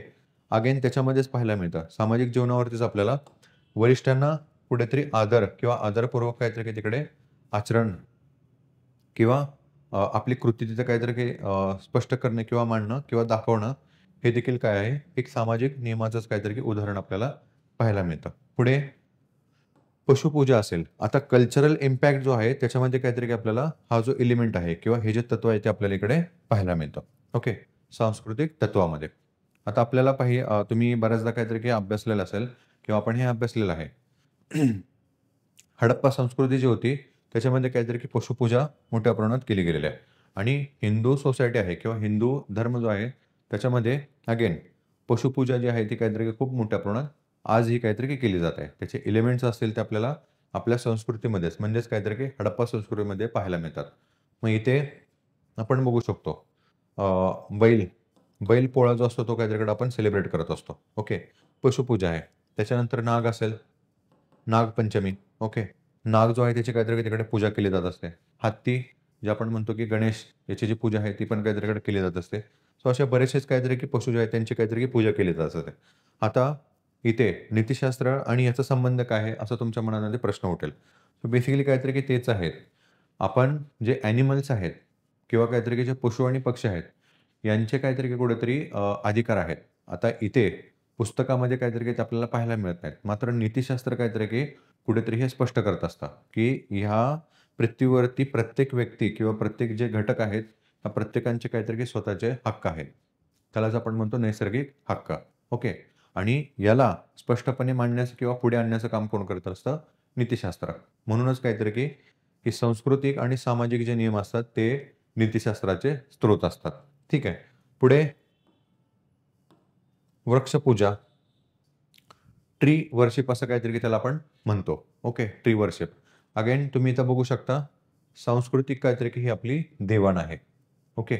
मग हडप्पा संस्कृती जी आहे त्याच्यामध्येच काहीतरी की आपण बघतो ट्री वर्शिप जी होती किंवा काहीतरी की वृक्षपूजा जी असेल त्याचे काहीतरी की एलिमेंट्स किंवा घटक जे आहेत ते आपल्याला तिथे पाहायला मिळतात. ओके. मग इथे एक वडाचं झाड जे आहे, ओके, वटपौर्णिमा आपण काहीतरी की म्हणतो. त्याचं काहीतरी की आज देखील जी पूजा आहे ती काहीतरी की केली जात असते. आता हे जे सगळे घटक असतील किंवा हे जे एलिमेंट्स असतील, हे आपल्याला आपल्या संस्कृतीनेच कुठेतरी दिलेले आहेत. आणि याच्या व्यतिरिक्त काहीतरी की खूप सारे अशा काहीतरी की घटक जे आहेत ते काहीतरी इकडं संस्कृतीकडून कुठेतरी आपल्याला मिळालेले आहेत. बरोबर. पुढे सामाजिक नियम. आता सामाजिक नियम असतात ते देखील काहीतरी इकडे खूपच असा महत्त्वपूर्ण रोल किंवा काहीतरी की भूमिका जी असते ना, ती इकडे निभावत असतात. आता पुढे आपल्याला काहीतरी की थोडंसं इन डिटेल ते बघायचंच आहे, की कशाप्रकारे सामाजिक नियम किंवा काहीतरी की समाज संस्था जी असते, ते आपल्या काहीतरी की जडण-घडण असते त्याच्यावरती काहीतरी की कशाप्रकारे तिकडं भूमिका निभावत असते त्यामध्ये. ओके. मग एक्झाम्पल आपण इकडे बघू शकतो. पर्टिक्युलर सोसायटीमध्ये जिथे आपण थ्राईव्ह होतो, म्हणजे काहीतरी की मोठे होतो, त्या समाजाचा काहीतरी की आपल्यावरती खूप मोठ्या प्रमाणात प्रभाव असतो. ओके. मग अगेन तेच असेल शिक्षणाच्या संदर्भात, आचरणाच्या संदर्भात, ठीक आहे. मग आचरण वडीलधारे असतील, लहान मुलं असतील, स्त्रिया असतील, या सगळ्यांच्या बाबतीत जे आचरण असेल, ते आपल्याला काहीतरी की सामाजिक नियमातूनच कुठेतरी मिळत असतात. ओके. पुढे अगोदर जर आपण बघितलं तर काहीतरी की शिक्षण झालं आणि शिक्षणाच्या व्यतिरिक्त काहीतरी की समाजामध्ये राहताना ज्यावेळेला काहीतरी की जे आपले हक्क असतात आणि ते हक्क ज्यावेळेला ते निभावतो, त्यावेळेला इतरांना काहीतरी की त्याच्यातून काहीतरी की त्रास किंवा कुठेतरी काहीतरी की एक प्रकारचं काहीतरी की अडचण निर्माण नको व्हावी आणि प्रॉपर आणि कुठेतरी असा स्टेबल समाज निर्माण व्हावा. ओके. स्थिर असा समाज निर्माण व्हावा. याच्यासाठी हे सामाजिक नियम असतात. आणि याच्यातूनच आपल्याला पाहायला मिळतं, नैतिक किंवा काहीतरी काही नैतिक मूल्य जे असतात ते पुढे आलेले असतात. ओके. कोऑपरेटिव्हपणा, त्यालाच आपण म्हणतो सहकार्य. ठीक आहे. त्याच्यानंतर टॉलरन्स, सहिष्णुता. त्याच्यानंतर आदरभाव. त्याच्यानंतर हेल्पफुल नेचर असेल. ओके. म्हणजे प्रत्येकाला काहीतरी की तिकडं मदत करणं. Selfish nature. ही जी काही सगळे घटक आहेत किंवा ही जी सगळी तत्व आहेत, ते आपल्याला पाहायला मिळतात. कुठेतरी आपल्या समाजानेच आपल्याला दिलेले असतात. ओके. यामध्ये एक महत्त्वपूर्ण म्हणजे काहीतरी की सहिष्णुता. ओके. सहिष्णुता म्हणजेच काहीतरी की टॉलरन्स. डेफिनेशन अगेन सेम आणि सिंपल आहे आणि जसं मी सांगितलेलं एखादी रफ डेफिनेशन जे आपल्याकडे रेडीच पाहिजे. सहिष्णुतेचा असा अर्थ होतो विद्यार्थी मित्रांनो, की आपण समोरच्याचं जे ओपिनियन आहे, ते कुठेतरी ॲक्सेप्ट केलं पाहिजे. ओके. समोरच्याच्या ज्या भावना आहेत किंवा काहीतरी त्याचं जे बोलणं आहे किंवा त्याचं जे म्हणणं आहे, ते आपण ॲक्सेप्ट करणं आणि त्याच्याही पुढे काहीतरी की त्याच्या ज्या भावना आहेत किंवा काहीतरी की त्याचं जे बोलणं आहे किंवा त्याचं जे ओपिनियन आहे, त्याचा रिस्पेक्ट पण ठेवणं. ओके. याच्यामुळे काय होतं, तर एक कोऑपरेटिव्ह सोसायटी किंवा काहीतरी की एक हार्मोनी असणारी सोसायटी जे काहीतरी की तिकडे निर्माण होते आणि again stable society. Okay. So अशा प्रकारचे बरेचसेच काहीतरी की मूल्य जे आहेत तिकडे आपल्याला सोसायटीने दिलेले असतात आणि म्हणूनच काहीतरी की ते नीतिशास्त्राचे महत्त्वपूर्ण असे स्रोत असतात. ठीक आहे. पुढे कायदे आणि नियम. कायदे आणि नियम. आता थोडक्यात आणि सिंपलमध्ये जर बघायचं झालं, सो कायद्यांमध्ये आणि नियमामध्ये काय सांगितलेलं असतं? सो बेसिकली कोणते वर्तन अपेक्षित आहे आणि कोणत्या वर्तनास इकडे मज्जाव आहे, हे आपल्याला स्पष्ट केलेले असते. कशामध्ये? तर कायद्यांमध्ये आणि नियमांमध्ये.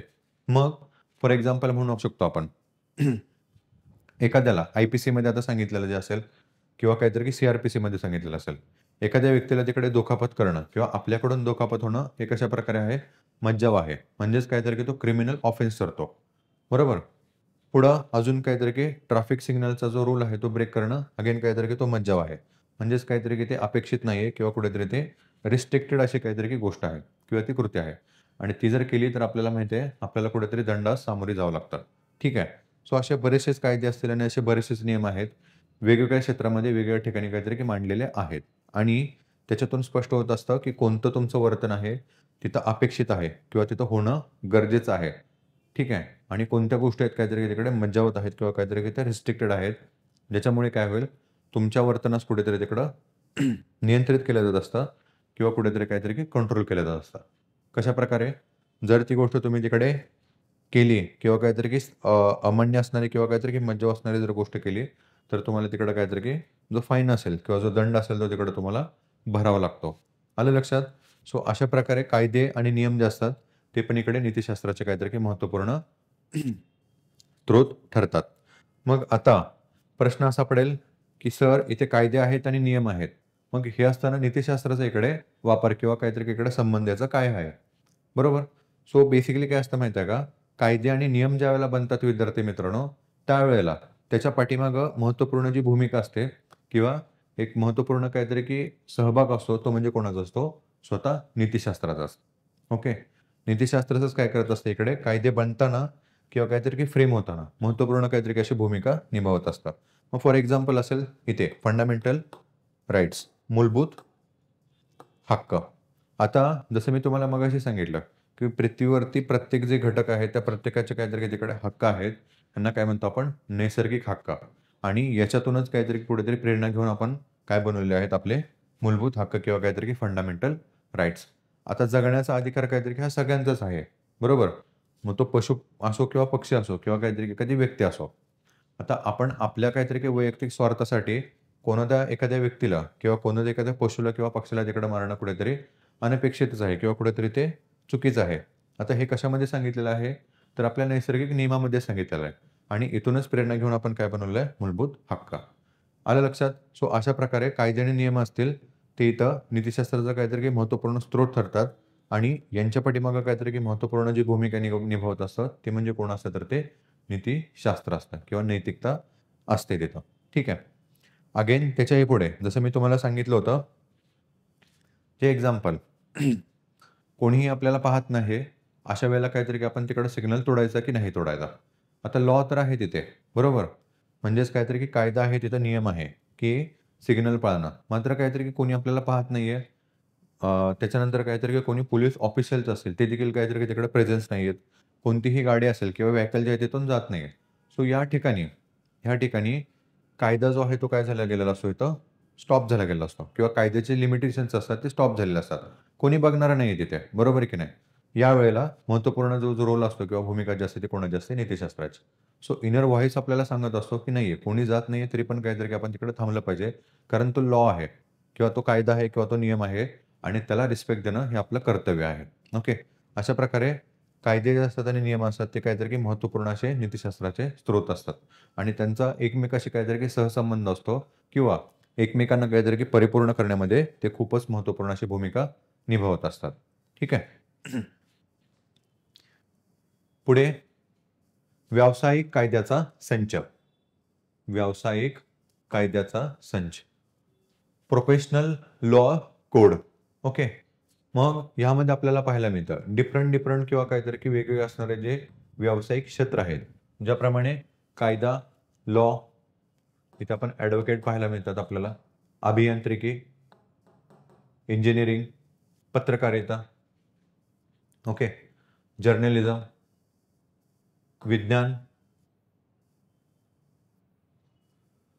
ओके, सायन्स असेल किंवा मग काहीतरी की एस-एन-टी असेल, सायन्स अँड टेक्नॉलॉजी असेल, वैदिक शास्त्र असेल, ओके.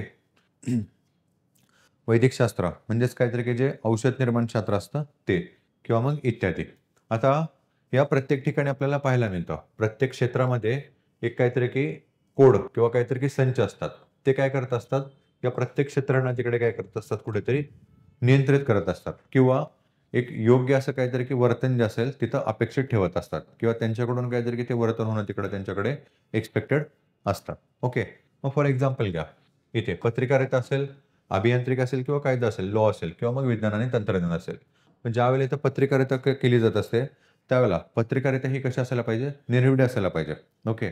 म्हणजेच काहीतरी की कोणाचंही काहीतरी की त्याच्यावरती दबाव न ठेवता किंवा कोणाचाही दबाव तिकडे न घेता, तिथे स्पष्टपणे काहीतरी की तिथं मत मांडणं किंवा तुमची जी बातमी आहे, ती सामान्य लोकांच्यापर्यंत पोहोचवणं तिथं अपेक्षित असतं. आता याच्या पाठीमागे जी भूमिका आहे किंवा याच्या पाठीमागचा जो सोर्स आहे, तो कोण आहे? तर नीतिशास्त्राचा आहे. ओके. आणि याच्यातूनच किंवा ह्या व्यावसायिक कायद्याचा जो संच असतो, याच्यातूनच नीतिशास्त्राचे जे एलिमेंट्स असतात, ते ह्या वेगवेगळ्या क्षेत्रांना काय करत असतात? एक प्रकारचं काहीतरी की सोर्स किंवा एनर्जी तिथे प्रोव्हाईड करत असतात. मग इथे आता आपण जसं बघितलं पत्रकारिता म्हणजेच काहीतरी इकडे जर्नलिझम याच्यामध्ये स्पष्टता, निर्भीडपणा, ओके, अपक्षपातीपणा, स्पष्टता किंवा मग काहीतरी की त्याला आपण हे म्हणतो ट्रान्सपरन्सी, ओके, सत्यनिष्ठता, या सर्व गोष्टींचा समावेश असणे इथं अपेक्षित असतं. ओके. जेणेकरून काय होतं, एक न्यायिक, स्पष्ट अशी काहीतरी की बातमी तिथे लोकांच्यापर्यंत जाते आणि जो आपली लोकशाही असते, तिला कुठेतरी अजून स्ट्राँग करण्यासाठी किंवा अजून काहीतरी की मजबूत करण्यामध्ये यांचा महत्त्वपूर्ण काहीतरी असा भूमिका ते तिथे निभावत असतात किंवा काहीतरी की कार्य करत असतात. ठीक आहे. मग हे जे काही सगळे संच आहेत किंवा काहीतरी की कोड आहेत, हे प्रत्येक ठिकाणी काहीतरी की त्यांची अशी काहीतरी की महत्त्वपूर्ण भूमिका निभावतात आणि नैतिक शास्त्र जे आहे किंवा काहीतरी काही नैतिक मूल्य जे आहेत, त्यांचा काहीतरी इथून आपल्याला थोडासा उगम झाला किंवा इथून त्यांचा जो सोर्स किंवा काहीतरी की ओरिजिन जो आहे तो आपल्याला थोडासा इथे पाहायला मिळतो. याच्या व्यतिरिक्त नीतिशास्त्रे व सिद्धांत. वेगवेगळे काहीतरी काही नीतिशास्त्र आहेत किंवा काहीतरी काही सिद्धांत जे आहेत, ते इथे काहीतरी की पुढे आलेले आपल्याला पाहायला मिळतात. बरोबर. मग याच्यामध्ये सर्वप्रथम आपल्याला पाहायला मिळेल न्याय असेल, स्वायत्तता असेल, सद्गुण असतील, यांचा निर्णय घेण्यामध्ये काहीतरी समावेश होत असतो. ठीक आहे. ज्यावेळेला आपण म्हणू की कोणतीही एखादं काहीतरी अशी परिस्थिती आपल्या जीवनामध्ये उद्भवलेली आहे, की त्या ठिकाणी आपल्याला काय करायचं आहे? निर्णय घ्यायचा आहे. ओके. 2 आपल्याकडे मार्ग असतील. ते मार्ग काहीतरी कुठेतरी आपल्याला सिलेक्ट करताना किंवा निवडताना इथे नीतिशास्त्र काय करत असतं? कुठेतरी आपल्याला तिथे मदत करत असतं. आणि याच नीतिशास्त्रामध्ये काहीतरी की बरेचसे असे काहीतरी की न्याय, स्वायत्ता, सद्गुण अशा प्रकारे काहीतरी की जे घटक आहेत, हे काहीतरी इकडे पुढे आलेले असतात. ते काय करत असतात आपल्याला तिथे ते निर्णय घेण्यामध्ये कुठेतरी मदत करत असतात. ओके. सो असे बरेचसे सिद्धांत असतील आणि काहीतरी की वेगवेगळे नीतिशास्त्र असेल किंवा नैतिक तत्व असतील. नैतिक तत्व यांचा यामध्ये समावेश होतो. जे काय करत असतात आपल्याला इकडे आपल्या निर्णय घेण्यामध्ये कुठेतरी मदत करत असतात. आता नैतिक तत्वावरती किंवा अशा सिद्धांतावरती जे घेतलेले निर्णय असतात, ते कसे असतात? शाश्वत असतात. ओके. खोटं बोलून जर आपण एखादा निर्णय घेतला किंवा समोरच्याला फसवून जर एखादा निर्णय घेतला किंवा तो निर्णय पार पडला, तर त्याची जी प्रोबॅबिलिटी असते किंवा काहीतरी की टिकून राहण्याची क्षमता असते, ती खूपच कमी असते. उद्या इन केस किंवा काहीतरी की अनफॉर्च्युनेटली ते जे आपलं असत्यपणा असेल किंवा जो खोटेपणा असेल, तो जर पुढे आला, तर तो घेतलेला निर्णय किंवा जो घेतलेला डिसिजन असतो, तो तिथं पूर्णपणे फोल ठरतो. तेच अशा न्यायिक तत्वावरती म्हणजेच काहीतरी की किंवा इतर सिद्धांतावरती किंवा नीतिशास्त्रावरती अवलंबून असणारे जे निर्णय आपण जर घेतले, म्हणजेच काहीतरी की स्पष्टपणे आणि सत्यनिष्ठ घेतलेले निर्णय किंवा काहीतरी की जी गोष्ट आहे ती सांगून घेतलेले निर्णय असतात. त्याचा जो कुठेतरी शाश्वतपणा असेल, तो खूप मोठा असतो. ओके. अशाप्रमाणे. याच्यापुढे अजून जर आपण बघितलं नीतिशास्त्राचे स्रोत, तर त्याच्यामध्ये महत्त्वपूर्ण गोष्ट पाहायला मिळते. ती म्हणजे मानवी हक्क आणि आंतरराष्ट्रीय मानक. ओके. मानवी हक्क आणि आंतरराष्ट्रीय मानक. यामध्ये आपल्याला एक सिंपल एक्झाम्पल पाहायला मिळतं, ते म्हणजे UNDPचा मानवी हक्काचा जाहीरनामा. त्याच्यासोबतच भारतीय संविधानातील काहीतरी की मूलभूत हक्क. आता युनायटेड नेशन डेव्हलपमेंट प्रोग्रामने काय केलं होतं? त्यांच्या एका डिक्लेरेशनमध्ये किंवा जाहीरनाम्यामध्ये मूलभूत हक्क जे होते त्यांच्या संदर्भात काहीतरी की एक जाहीरनामा जो होता तो स्पष्ट केला होता. आणि त्याच्यातून काहीतरी की जे मूलभूत हक्क आहेत किंवा काहीतरी की मानवी हक्क जे आहेत ना, ते जाहीर केले होते. आणि वेगवेगळ्या देशांना काहीतरी की कुठेतरी त्यांनी एक प्रकारची प्रेरणा दिली होती, की त्यांच्या घटनेमध्ये किंवा काहीतरी की त्यांची जी न्यायव्यवस्था जी आहे, त्याच्यामध्ये त्यांनी अवलंब करावा त्या देशांनी. ओके. सो त्याच्यातूनच कुठेतरी प्रेरणा घेऊन आपण इकडे आपल्या भारतीय संविधानामध्ये मूलभूत हक्क इथे भाग 3 मध्ये समाविष्ट केलेले आहेत. ओके. इथून किंवा याच्यातून आपल्याला पाहायला मिळतं, की एक व्यक्ती जी आहे, तिचे काहीतरी की मूलभूत हक्क आहेत. ओके. तिचे एक मूलभूत हक्क आहेत आणि जे कसे आहेत तर की तिथे मूलभूत आहेत. आता मूलभूत ह्या शब्दाचा अर्थ असा होता मित्रांनी, की अटमोस्ट म्हणजे खूपच असे गरजेचे आहेत, की ज्यांना त्यातून कोणीच काढून घेऊ शकत नाही. कारण का? ती जी व्यक्ती आहे तिचा काहीतरी की वैयक्तिक विकास जो आहे, तो या मूलभूत हक्कांच्या वरतीच कुठेतरी अवलंबून असतो. म्हणून काहीतरी की ते महत्त्वपूर्ण ठरतात. आणि त्याच्यासाठीच गॅरंटेड किंवा काय म्हणू आपण त्याला कुठेतरी एक अशाप्रमाणे काय म्हणू त्याला?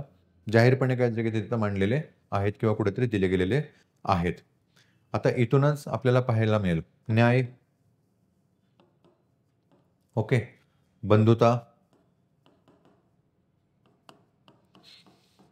समता,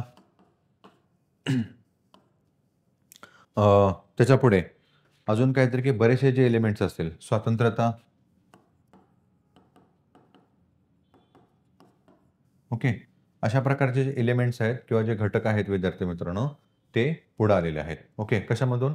या भारतीय संविधानातील मूलभूत हक्क असतील किंवा काहीतरी की युनायटेड नेशन डेव्हलपमेंटचा मानवी हक्काचा जाहीरनामा असेल. आणि याच्यातूनच काहीतरी की बरेचसेच नीतिशास्त्राची तत्व आहेत, ते आपल्याला पुढे येतात. ज्याप्रमाणे आपण काहीतरी इकडे इथं बघितले. ओके. किंवा एक प्रकारे काहीतरी की ते नीतिशास्त्राचा कुठेतरी स्रोत ठरतात. कोण-कोण? मानवी हक्क असतील किंवा काहीतरी की आंतरराष्ट्रीय मानक असतील. मग ते वेगवेगळ्या देशाने दिलेले असतील, आंतरराष्ट्रीय संस्था असतील त्यांच्याद्वारे दिलेले असतील किंवा काहीतरी इकडे अशा प्रकारे इथे इंडियन कॉन्स्टिट्यूशनमध्ये किंवा भारतीय संविधानामध्ये सांगितलेले महत्त्वपूर्ण मानक असतील. फॉर एक्झाम्पल इकडे मूलभूत हक्क. ठीक आहे. त्याच्यानंतर वैज्ञानिक संशोधन हे देखील काहीतरी की कुठेतरी नीतिशास्त्राचे सोर्स किंवा काहीतरी की स्रोत ठरतात. कारण का? ज्या वेळेला काहीतरी की जे वैज्ञानिक असतात त्यांच्याद्वारे काहीतरी की डिफरंट अशा सायंटिफिक रिसर्च किंवा वैज्ञानिक संशोधन इकडे ज्यावेळेला केलं जात असतं, त्यावेळेला काहीतरी की बऱ्याचशाच काहीतरी की परिणाम असतात, ते पुढे येत असतात. ओके. मग ते अपेक्षित असे परिणाम असतील किंवा अनपेक्षित असे परिणाम असतील, हे काहीतरी कुठेतरी आपल्याला स्पष्ट करत असतात, की कोणत्या कृती काहीतरी तिकडे आवश्यक आहेत आणि कोणत्या कृती तिकडे अनावश्यक आहेत. आणि हे देखील काय करतात कुठेतरी आपल्या नीतिशास्त्राला किंवा नीतिशास्त्राचे कुठेतरी महत्त्वपूर्ण स्रोत ठरतात किंवा काहीतरी सोर्स ठरतात. मग फॉर एक्झाम्पल असेल, आपण बघतो इथं genetic crop. Genetic crop. Okay. Genetic म्हणजे काय तर की जे एखाद्या काहीतरी की एलिमेंट असेल किंवा काहीतरी एखादा घटक आहे डी-एन-एचा, त्याच्यामध्ये बदल करून अपेक्षित असं असणारं काहीतरी की जे हे असेल, काय म्हणू आपण त्याला? त्याच्यामधले जे घटक असतील, जे आपल्याला काहीतरी की अपेक्षे आहेत, ते त्याच्यामध्ये ॲड केले जातात किंवा बदल केले जातात आणि आपल्याला काहीतरी की जी गोष्ट पाहिजे आहे, तशा प्रकारची जी गोष्ट आहे ना, ती तिकडे काहीतरी की बनवली जाते. त्यालाच काय म्हणतो आपण इकडे जेनेटिक इंजिनिअरिंग. ओके. आणि मग याचा उपयोग जो आहे तो कशामध्ये केला गेलेला आहे? क्रॉपमध्ये. म्हणजे जे अन्नधान्य जे आहे त्याच्यामध्ये केला गेलेला आहे. मग फॉर एक्झाम्पल काहीतरी की ब्रिटी ब्रिंजल असेल, ब्रिटी कॉटन असेल. अशा प्रकारचे काहीतरी की जे फळं आहेत किंवा काहीतरी की फळभाज्या आहेत त्या इकडे बनवलेल्या आहेत. याच्यातून काहीतरी कुठेतरी आपल्याला स्पष्ट झालं किंवा कुठेतरी समजलं, की याचा उपयोग आपण किती प्रमाणात केला पाहिजे आणि किती प्रमाणात नाही. ओके. कारण का नॅचरल ऑर्डर आहे. ओके. नॅचरल ऑर्डर आहे. त्याला काय म्हणतो आपण? नैसर्गिक काहीतरी की तिकडे एक ही आहे, स्ट्रक्चर आहे. बरोबर? आणि ते तिथं काहीतरी की सातत्याने कार्य करत असतं आणि त्याच्यामध्ये कुठेतरी आपण इंटरफेअर करणं किंवा त्याच्यामध्ये हस्तक्षेप करणं, हे त्या नॅचरल ऑर्डरच्या किंवा नैसर्गिक तो क्रम आहे, त्याच्या विरोधात आहे. हे आपल्याला कुठे समजलं? वैज्ञानिक संशोधनामधून. बरोबर? आणि याच्यातूनच मग काय आली? काही मूल्य असेल ती काहीतरी की पुढे आलेली आहेत, जे नीतिशास्त्राचे काहीतरी की महत्त्वपूर्ण घटक आहेत. की किती प्रमाणात आपण नॅचरल जो क्रम आहे किंवा नैसर्गिक क्रम आहे तो आपण काहीतरी की तोडायचा. मग फॉर एक्झाम्पल असेल याच्यामध्येच आपल्याला पाहायला मिळतात किंवा याच्याही पुढे जाऊन ज्यावेळेला आपण बघतो, की टेस्ट ट्यूब बेबी असतील किंवा काहीतरी की मग जे जेनेटिक इंजिनिअरिंग वापरून तयार केलेले बेबीज असतील किंवा जे बाळं असतील. मग आपण काय केलेलं आहे याच्यामध्ये नैसर्गिक क्रम आहे त्याच्यामध्ये हस्तक्षेप करून ते पूर्णपणे ब्रेक केलेलं आहे आणि याच्यातून कुठेतरी काहीतरी की पूर्ण जो क्रम आहे, हा पूर्णपणे कुठेतरी उद्ध्वस्त होऊन जाईल. हे या नैसर्गिक वैज्ञानिक काहीतरी की संशोधनामधून स्पष्ट झालं गेलं होतं आणि म्हणूनच काहीतरी त्याच्यासाठी कुठेतरी मज्जाव केला जावा, असं बऱ्याच काहीतरी की जे वैज्ञानिक होते त्यांनी तिथं त्यांचं मत जे होतं ते स्पष्टपणे मांडलेलं आहे. ओके. आणि मग याच्यातूनच जे एलिमेंट्स आहेत किंवा जे घटक आहेत, जे नीतिशास्त्राचे स्रोत ठरतात, ते पुढे आलेले आपल्याला पाहायला मिळतात. ओके. सो अशा प्रकारे काहीतरी की आपण बघू शकतो इथे विद्यार्थी मित्रांनो, हे जे सगळे काहीतरी की आपल्याला इथे महत्त्वपूर्ण स्रोत आहेत नीतिशास्त्राचे किंवा जे सोर्स आहेत, ते आपण काहीतरी की डिस्कस केलेले आहेत. ओके. आता प्रश्न याच्यावरती काहीतरी की अपेक्षित आहे. तर तो म्हणजे काहीतरी की सिंपल, की कशाप्रकारे आणि कोणत्या-कोणत्या ठिकाणी आपल्याला नीतिशास्त्र जे असेल किंवा काहीतरी की नैतिक मूल्ये जे असतात, ती काहीतरी की पुढे येतात आणि त्यांचा अवलंब आपण तिथे करत असतो. That's it. अशा प्रकारे जे क्वेश्चन आहेत, ते काहीतरी की सिंपल आपल्याला इकडे अपेक्षित आहेत. जे ऑलरेडी काहीतरी की यू-पी-एस-सीने सुरुवातीला म्हणजे 2013ला आणि त्याच्यानंतर वेगवेगळे जे काहीतरी की स्टेट पीसीएस असेल, मग यू-पी-एस-सी असेल यू-पी-पी-एस असेल, उत्तर प्रदेश काहीतरी की त्यांचं जे पब्लिक सर्व्हिस कमिशन असेल किंवा केरळचं काहीतरी की पब्लिक सर्व्हिस कमिशन असेल. याच्यामध्ये आपल्याला हे असे सिंपल काहीतरी क्वेश्चन्स इकडे पाहायला मिळतात. ठीक आहे. नेक्स्ट आपल्या इकडे पॉइंट बघूया. तो म्हणजे नीतिशास्त्राचे महत्त्व. Importance of the ethics. Importance of ethics. आता आपण बघितलं की वेगवेगळे काहीतरी की जी मूल्य आहेत, त्यांचा स्रोत बघितला आपण. त्याच्यानंतर ही मूल्य कोणती आहेत, ती पण आपण थोडीशी इथे बघून घेतली किंवा नीतिशास्त्राचे घटक कोणते आहेत, ते पण आपण बघून घेतले. आता याच्यानंतर प्रश्न उरतो किंवा काहीतरी की महत्त्वपूर्ण काहीतरी की एक पॉइंट आपल्यासमोर येतो. तो म्हणजे काहीतरी की या सगळ्यांचं महत्त्व काय आहे? ओके. ज्यावेळेला आपण हे आपल्या आचरणात आणू किंवा ज्यावेळेला आपण काहीतरी ह्यांचा वापर आपल्या कृतीमध्ये आणू, त्यावेळेला याच्यातून आपल्याला आउटकम किंवा याचे परिणाम काय मिळणार आहेत?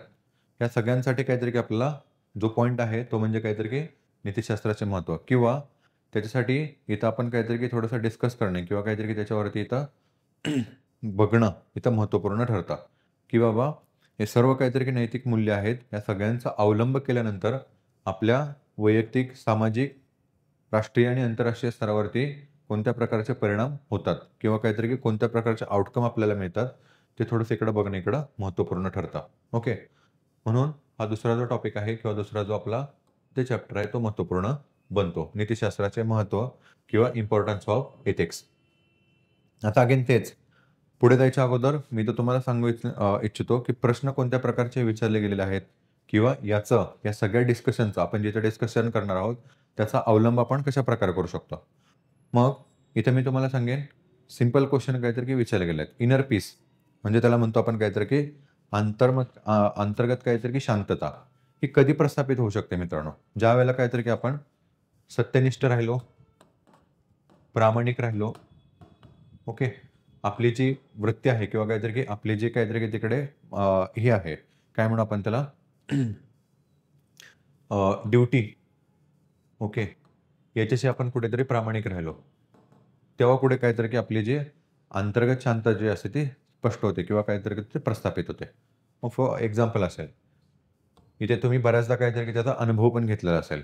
एखाद्या समजा मित्रासोबत आपण ज्यावेळेला खोटं बोलतो, त्यावेळेला काहीतरी की एक प्रकारची तळमळ जी असते किंवा काहीतरी की एक प्रकारची अस्थिरता जी असते, ती आपल्या मनामध्ये सातत्याने कुठेतरी तिथे राहत असते, की कधी ना कधी ती गोष्ट तिथे पुढे येईल किंवा त्याच्या समोर येईल आणि आपली जी फ्रेंडशिप असेल तिथे कुठेतरी ब्रेक होईल.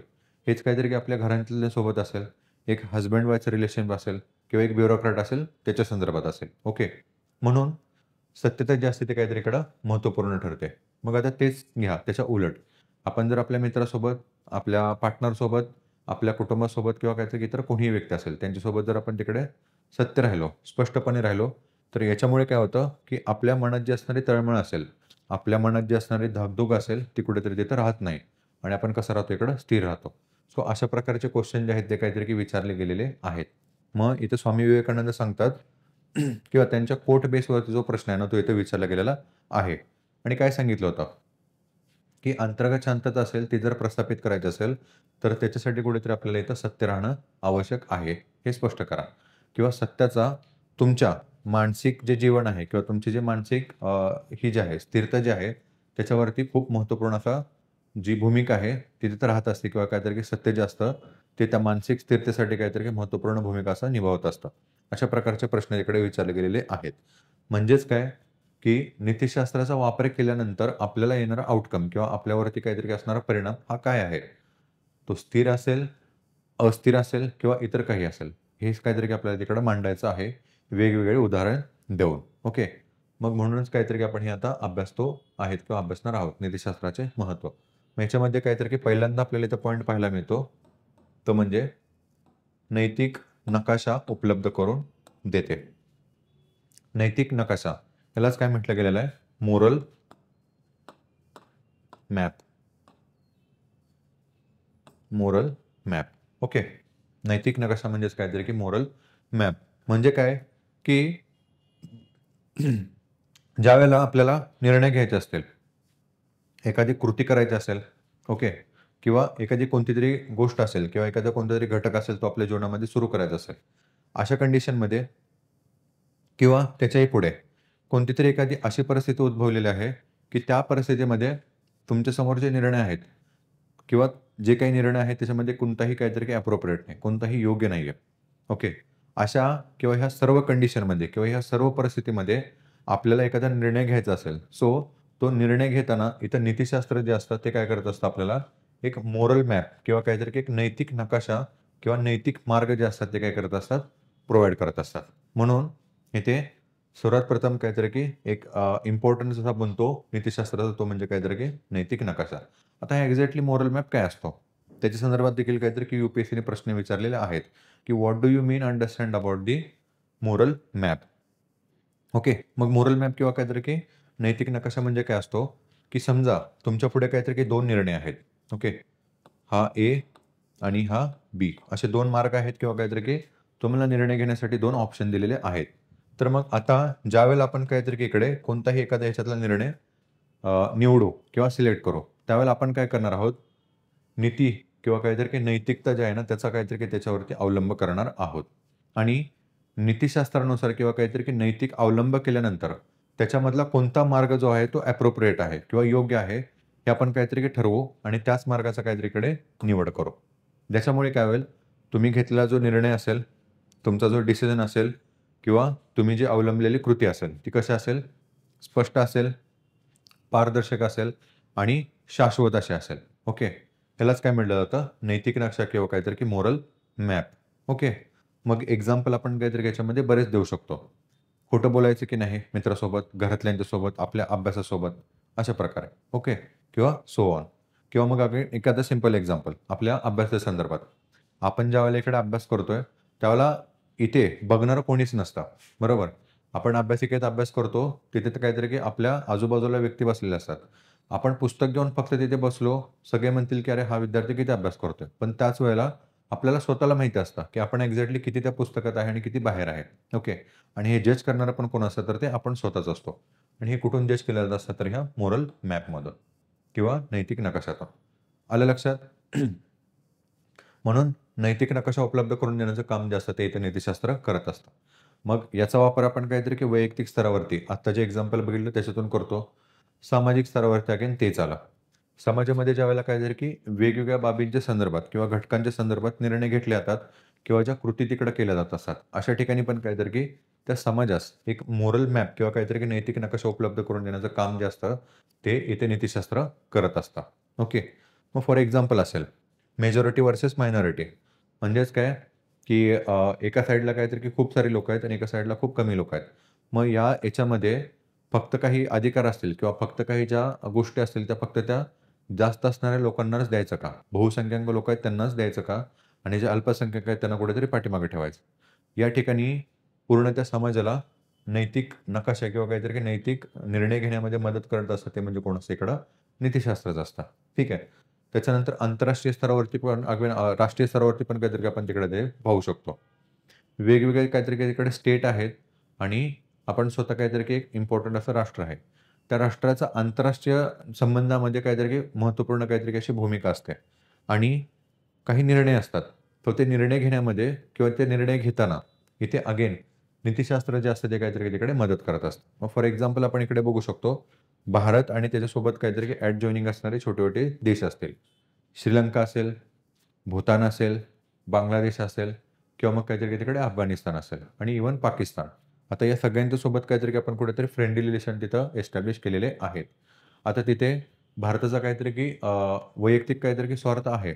पण त्याच्याही पुढे काहीतरी की सगळ्यात महत्त्वपूर्ण म्हणजे काहीतरी की एक नैतिकता तिथं काहीतरी की आपल्याला दिसून येते.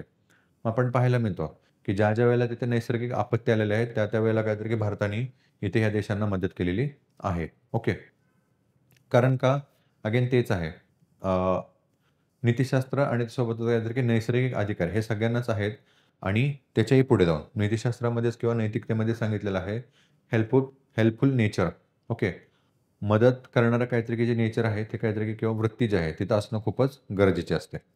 आणि त्याच्यानंतर काहीतरी की आंतरराष्ट्रीय स्तरावरती. मग तिथे काही गोष्टी असतील. मग फॉर एक्झाम्पल आपण म्हणू आता सध्या रिफ्युजी क्रायसिस सुरू आहे. ओके. एका देशातून दुसऱ्या देशामध्ये जाणारी ही जी लोकं आहेत त्यांना काहीतरी की आपण रिफ्युजी म्हणतो. जे दुसऱ्या देशामध्ये जाऊन काय करतात तिथे असायलम घेतात किंवा ते जाऊन राहतात. मग यांच्या संदर्भात निर्णय घेताना कोणत्या प्रकारे निर्णय घेतले पाहिजेत? तिथे नैतिक मॅप किंवा काहीतरी मोरल मॅप जो आहे तो काहीतरी की आंतरराष्ट्रीय स्तरावरती नीतिशास्त्र जे असतं ते काहीतरी तिकडे उपलब्ध करून देतं. ओके. सो अशा प्रकारे आपण इकडे बघू शकतो. पुढे दुसरा म्हणजे महत्त्व म्हणजे काहीतरी की न्याय आणि निष्पक्षता वाढवण्यास काय करत इकडे नीतिशास्त्र जे असतं ते काहीतरी की मदत करत असते. ओके. न्याय आणि निष्पक्षता जे असते त्याला वाढवण्यास इकडे मदत करत असते. ओके. मग हे कशाप्रकारे? मग आता थोड्या वेळापूर्वी आपण बघितलं होतं, न्याय जो आहे आणि निष्पक्षता जो आहे, तो काहीतरी की नीतिशास्त्राचा महत्त्वपूर्ण घटक आहे. ओके. मग आपण इथे तेच एक्झाम्पल घेऊ. ॲज अ तुम्ही काहीतरी की सिव्हिल सर्व्हंट आहात. ठीक आहे. नागरी सेवक आहात. आता इथे तुमच्या एका डिसिजननी किंवा तुमच्या एका साइननी हजारो लोकांचं कुठेतरी कल्याण होणार आहे. मग त्याच वेळेला किंवा त्याच परिस्थितीमध्ये खूप मोठ्या प्रमाणात काहीतरी की आर्थिक संपत्ती जी आहे, ती पण काहीतरी की तुम्हाला मिळू शकते. बरोबर? मग प्रश्न इथं हा उरतो, की त्या वैयक्तिक स्वार्थासाठी म्हणजेच काहीतरी की ती आर्थिक संपत्ती असेल किंवा आर्थिक इन्कम जो असेल, ओके, इकॉनॉमिक इन्कम जो असेल तो तुम्हाला मिळणार आहे. त्याच्यावरती तुम्ही फोकस करायचं, की काहीतरी की ते हजारो जी लोकं आहेत, म्हणजेच आपण काय म्हणतो त्याला पब्लिक इंटरेस्ट, त्याच्यासाठी तुम्ही तिथे निर्णय घ्यायचा किंवा त्याच्यासाठी तुम्ही तटस्थ राहायचं. इथे काहीतरी की तुम्ही नीतिशास्त्राचा जर वापर केला, तर त्याच्यातून जे न्याय आहे आणि निष्पक्षपातीपणा जो आहे, तो इथे स्पष्ट होणार आहे किंवा त्याला कुठेतरी वाढ होणार आहे किंवा त्याच्यामध्ये वाढीस कुठेतरी चालना मिळणार आहे. तेच जर तुम्ही नीतिशास्त्राचा अवलंब नाही केला आणि तो जो आर्थिक स्रोत आहे त्याच्याकडे बघितला, म्हणजेच काहीतरी की तुमचा पर्सनल इंटरेस्ट, तुमचा वैयक्तिक स्वार्थ आहे त्याच्यावरती जर तुम्ही फोकस केला किंवा त्याच्यासाठीच तुम्ही जर तुमचं कार्य केलं, तर याच्यामुळे काय होणार आहे, हे जे न्याय आहे, हे कुठेतरी साईडला पडेल किंवा निष्पक्षपातीपणा जो आहे, तो साईडला पडेल आणि अन्याय जो आहे तो काहीतरी तिकडे होईल. मग त्या लोकांच्या वरती पण होईल, कायद्यावरती पण होईल आणि काहीतरी की संपूर्ण जे काहीतरी की प्रशासनिक जो ढाचा आहे किंवा जी संस्था आहे याच्यावरती पण होईल. सो म्हणूनच म्हटलं आता नीतिशास्त्राचा जर अवलंब केला, तर न्यायपूर्ण अशी काहीतरी की समाज व्यवस्था किंवा संस्था जी असते तिथे काहीतरी की प्रस्थापित होते आणि त्याच्यासोबतच जो निष्पक्षपातीपणा जो आहे, तो पण कुठेतरी तिकडं वाढीस लागतो. ओके. आता निष्पक्षपातीपणा म्हणजे काय? की ज्यावेळेला आपण निर्णय घेतो, ओके. मग ते कोणतेही असेल, आपले वैयक्तिक असतील किंवा मग काहीतरी की तिकडे ॲज अ सिव्हिल सेवक म्हणून किंवा काहीतरी की नागरी सेवक म्हणून. सो आपले जे निर्णय असतील ते कसे पाहिजेत तिकडं न्यूट्रल पाहिजेत. म्हणजे कोणत्याही एखाद्या पार्टीला ॲफिलिएटेड नसायला पाहिजेत. मग ते कोणीही असो किंवा काहीतरी की स्वतःच्या वैयक्तिक काहीतरी की स्वार्थासाठी ते निर्णय घेतलेले नसावेत. लोकांच्याच काहीतरी की भल्यासाठी किंवा काहीतरी की लोकांच्याच कल्याणासाठी ते जे निर्णय असतील ते काहीतरी की तिकडे अपेक्षित असतात. असं काहीतरी की निष्पक्षपातीपणामध्ये सांगितलेलं असतं. ओके. आता याच्यामध्येच न्याय आणि काहीतरी की निष्पक्षपातीपणामध्ये हे वैयक्तिक स्तरावरती झालं, राष्ट्रीय स्तरावरती झालं, आंतरराष्ट्रीय स्तरावरती आपल्याला काहीतरी की याचे जे एलिमेंट्स असतील ते काहीतरी तिकडे पाहायला मिळतात किंवा नीतिशास्त्राचा अवलंब करून हे प्रत्येक स्तरावरती काहीतरी कुठेतरी वाढीस लावतात किंवा काहीतरी की त्याला वाढण्यामध्ये सहकार्य नीतिशास्त्र जास्त इकडं करत असतात. ओके. मग एक्झाम्पल अगेन आपण इकडे बघू शकतो. न्यायाच्या संदर्भात. कालच आपण काहीतरी थोडंसं डिस्कस केलं होतं. विकसित देश असतील आणि अविकसित देश असतील. याच्यामध्ये विकसित देश जे आहे ते काय करतात तिकडे अविकसित देशामध्ये किंवा अविकसित देशांची काहीतरी तिकडे खूप मोठ्या प्रमाणात कुठेतरी पिळवणूक करतात. बरोबर? मग इथे न्याय कुठेतरी प्रस्थापित होतोय का? तर नाही होत. कारण का? नीतिशास्त्राचंच काहीतरी तिकडे ॲब्सेन्स आहे किंवा नीतिशास्त्र जे आहे तिथे आपल्याला पाहायला मिळत नाही. याच्यामुळेच काय केलं जातं, अन्याय जो आहे तो काहीतरी तिकडे मोठ्या प्रमाणात होत आहे. बरोबर? मग अपेक्षित काय आहे, की जे विकसित देश आहेत, त्यांनी ही अविकसित देशांची जी पिळवणूक आहे, ती तर थांबवली पाहिजे. बरोबर? अगेन पर्यावरण बदल जो आहे, त्याच्यामध्ये त्यांचं जे कॉन्ट्रिब्युशन आहे किंवा त्यांचं जे योगदान आहे, ते खूप मोठ्या प्रमाणात दिलं पाहिजे. छोटे-छोटे जे देश आहेत, त्यांच्यामध्ये जो काहीतरी काही हस्तक्षेप आहे विकसित देशांकडून, तो थांबवला पाहिजे. त्यांची छोट्या देशांची जी स्वायत्तता आहे किंवा जी ऑटोनॉमी आहे, ती तर प्रस्थापित ठेवली पाहिजे. आंतरराष्ट्रीय स्तरावरती जे असणारे ऑर्गनायझेशन्स असतील किंवा संस्था ज्या असतील, त्यांची ऑटोनॉमी किंवा त्यांचा जो निर्णय घेण्याची क्षमता आहे, त्याच्यामध्ये इंटरफेअर करणं या विकसित देशांनी थांबवलं पाहिजे. तेव्हाच कुठे होईल, तिथे न्याय प्रस्थापित होईल, निपक्षपातीपणा तिथे प्रस्थापित होईल किंवा त्याच्यामध्ये वाढीस कुठेतरी काहीतरी की मदत होईल. ओके. सो नैतिकता काय करत असते? न्याय प्रस्थापित होण्यामध्ये आणि निपक्षपातीपणा तिथे वाढण्यामध्ये महत्त्वपूर्ण अशी काहीतरी भूमिका बजावत असते. पुढे सामाजिक जबाबदारी वाढवते. ओके. सामाजिक जबाबदारी वाढवते. आता अगेन तेच आहे. ज्यावेळेला आपण आपले काहीतरी की वैयक्तिक हक्क उपभोगत असतो एखाद्या समाजामध्ये, त्याच वेळेला काहीतरी की आपली एक जबाबदारी किंवा आपली जी ड्युटी असते, ती पण काहीतरी तिकडे पुढे येत असते. बरोबर? जेणेकरून काय हो, इतरांचे जे काहीतरी की मूलभूत हक्क असतील, त्याचा भंग होऊ नये किंवा ते कुठेतरी कर्टल होऊ नये. मग अशा परिस्थितीमध्ये किंवा ही जी परिस्थिती आहे, ती उद्भवू नये किंवा कुठेतरी त्याला त्याचा मज्जाव व्हावा किंवा त्याच्यावरती कुठेतरी रिस्ट्रिक्शन्स यावेत. याच्यासाठी मदत कोण करतो? ते म्हणजे नीतिशास्त्र. मग आता सामाजिक जबाबदारी म्हणजे एक्झॅक्टली काय आहे? तर ज्यावेळेला काहीतरी की आपण ॲज अ कॉमन पीपल म्हणून तिकडे जगत असतो, त्यावेळेला सगळ्यांशी व्यवस्थित बोलणं, आदराने बोलणं, ठीक आहे. त्याच्याही पुढे काहीतरी की कुठेही कचरा असेल, तो न टाकणं. त्याच्यानंतर अ, इथे सोसायटल नॉर्म्स किंवा सामाजिक जबाबदाऱ्या असतात किंवा काहीतरी की कायदे असतात. त्यांचं काहीतरी तिकडे आचरण करणं. या सगळ्या गोष्टींना कुठेतरी काहीतरी की फोस्टर करण्याचं किंवा वाढवण्याचं काम असतं. ते तर नीतिशास्त्र करत असतं. आणि ज्यावेळेला ह्या जबाबदारी पूर्ण होतात किंवा ह्या जबाबदारी वाढवतात, त्यावेळेला काय होतं, एक सेटल असा किंवा काहीतरी की स्टेबल अशी सोसायटीकडे कुठेतरी क्रिएट होत असते किंवा काहीतरी निर्माण होत असते. ओके. सो म्हणूनच म्हटलं आता इथे सामाजिक जबाबदारी वाढवणं आणि काहीतरी की एक स्टेबल अशी सोसायटी निर्माण करणं याच्यामध्ये नीतिशास्त्राचा काहीतरी की महत्त्वपूर्ण रोल असतो किंवा काहीतरी की महत्त्वपूर्ण असा भूमिका असते. त्याच्यानंतर नैतिक समस्यांचे निराकरण करण्यास मदत. नैतिक समस्यांचे निराकरण करण्यास मदत. आता इथे अगेन मी तुम्हाला सांगू इच्छितो, एक PYQ इथे UPSCने विचारलेला होता. Okay. Crisis of conscience. Okay. Crisis of conscience म्हणजेच काय, की बऱ्याचदा विद्यार्थी मित्रांनो आपल्यासमोर काहीतरी की अशा समस्या येतात, की त्याच्यावरती जे उत्तर असेल किंवा त्याचं जे काहीतरी की आन्सर असेल ना, ते कोणतंच ॲप्रोप्रिएट नसतं. ओके. म्हणजे ऑप्शन ए आणि ऑप्शन बी हे दोन्हीही कसे आहेत तिकडे ॲप्रोप्रिएट नाहीत किंवा काहीतरी की योग्य नाही आहेत. मग अशा कंडिशनमध्ये काय करायचं आणि काय नाहीचं, यालाच काय म्हणतो आपण इकडे नैतिक समस्या किंवा नैतिक दुविधा. ओके. नैतिक दुविधा या देखील काहीतरी की अर्थानं त्याला तिकडे बऱ्याचदा आपण उच्चार करतो किंवा काहीतरी की समजतो किंवा काहीतरी की आपल्याला पाहायला मिळतं आणि त्यालाच इंग्लिशमध्ये काय म्हटलं जातं, क्रायसिस ऑफ कन्सायन्स. ओके. मग एक्झाम्पल आपण आता इथे घेऊ शकतो. एक इंजिनियर आहे. ओके. एक इंजिनियर आहे, अभियांत्रिकी काहीतरी की एक व्यक्ती आहे.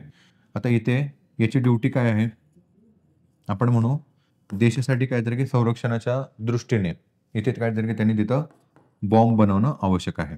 ओके. किंवा इतर काहीतरी की सशस्त्र असे काहीतरी की जी ही असेल स्ट्रक्चर असेल किंवा काहीतरी की एलिमेंट्स असेल किंवा घटक असेल किंवा आपण त्याला म्हणू शस्त्र असेल, ते बनवणं काहीतरी की याची ड्युटी आहे. ओके. आणि त्याच वेळेला तर त्या व्यक्तीला माहिती आहे, की याच्याद्वारे जे बनवलं जाणारं काहीतरी इकडे शस्त्र आहे, त्याच्यानुसार किंवा त्याच्यामुळे हजारो लोकं काहीतरी इकडे मृत्युमुखी पडणार आहेत. ओके. हजारो लोकांचा काहीतरी तिकडे मृत्यू घडणार आहे किंवा काहीतरी की त्यांनी जो बॉम्ब बनवलाय त्याच्यामुळे काहीतरी की हजारो लोकं किंवा करोडो लोकं जे आहेत तिकडे मरणार आहेत. यालाच काय म्हणतो आपण आता इथे क्रायसिस ऑफ कन्सायन्स किंवा काहीतरी की नैतिक समस्या. मग याच्यावरती सोल्युशन काय काढायचं किंवा काय नाही. अशा कंडिशनमध्ये किंवा अशा परिस्थितीमध्ये किंवा अशा ह्या काय म्हणू आपण त्याला निर्णय घेताना ज्यावेळेला इथं समस्या उद्भवते, तिथे इथिक जे असतं ते काहीतरी तिकडे आपल्याला मदत करत असतं. ओके. किंवा नीतिशास्त्र जे असतं ते आपल्याला काय करत असतं तिकडं मदत करत असतं. आता हे एका इंजिनिअरचं झालं एक्झाम्पल. त्याच ठिकाणी काहीतरी की आपण दुसरं काहीतरी की कोणतेही एक्झाम्पल घेऊ शकतो. मग आपण म्हणू शकतो जे झाडं आहेत किंवा नैसर्गिक साधनसंपत्ती आहे, याचा वापर करणं आणि किती प्रमाणात काहीतरी किंवा वापर करणं. नैसर्गिक साधनसंपत्ती. ओके. आणि दुसऱ्या बाजूला आवश्यक असणारं काहीतरी की मग रिसोर्सेस असेल किंवा काहीतरी की साधनसंपत्ती असेल, त्याच्यामुळे काय होणार आहे इकडं मानवी उपभोग किंवा गरजा ज्या आहेत त्या काहीतरी की पुरवल्या जाणार आहेत.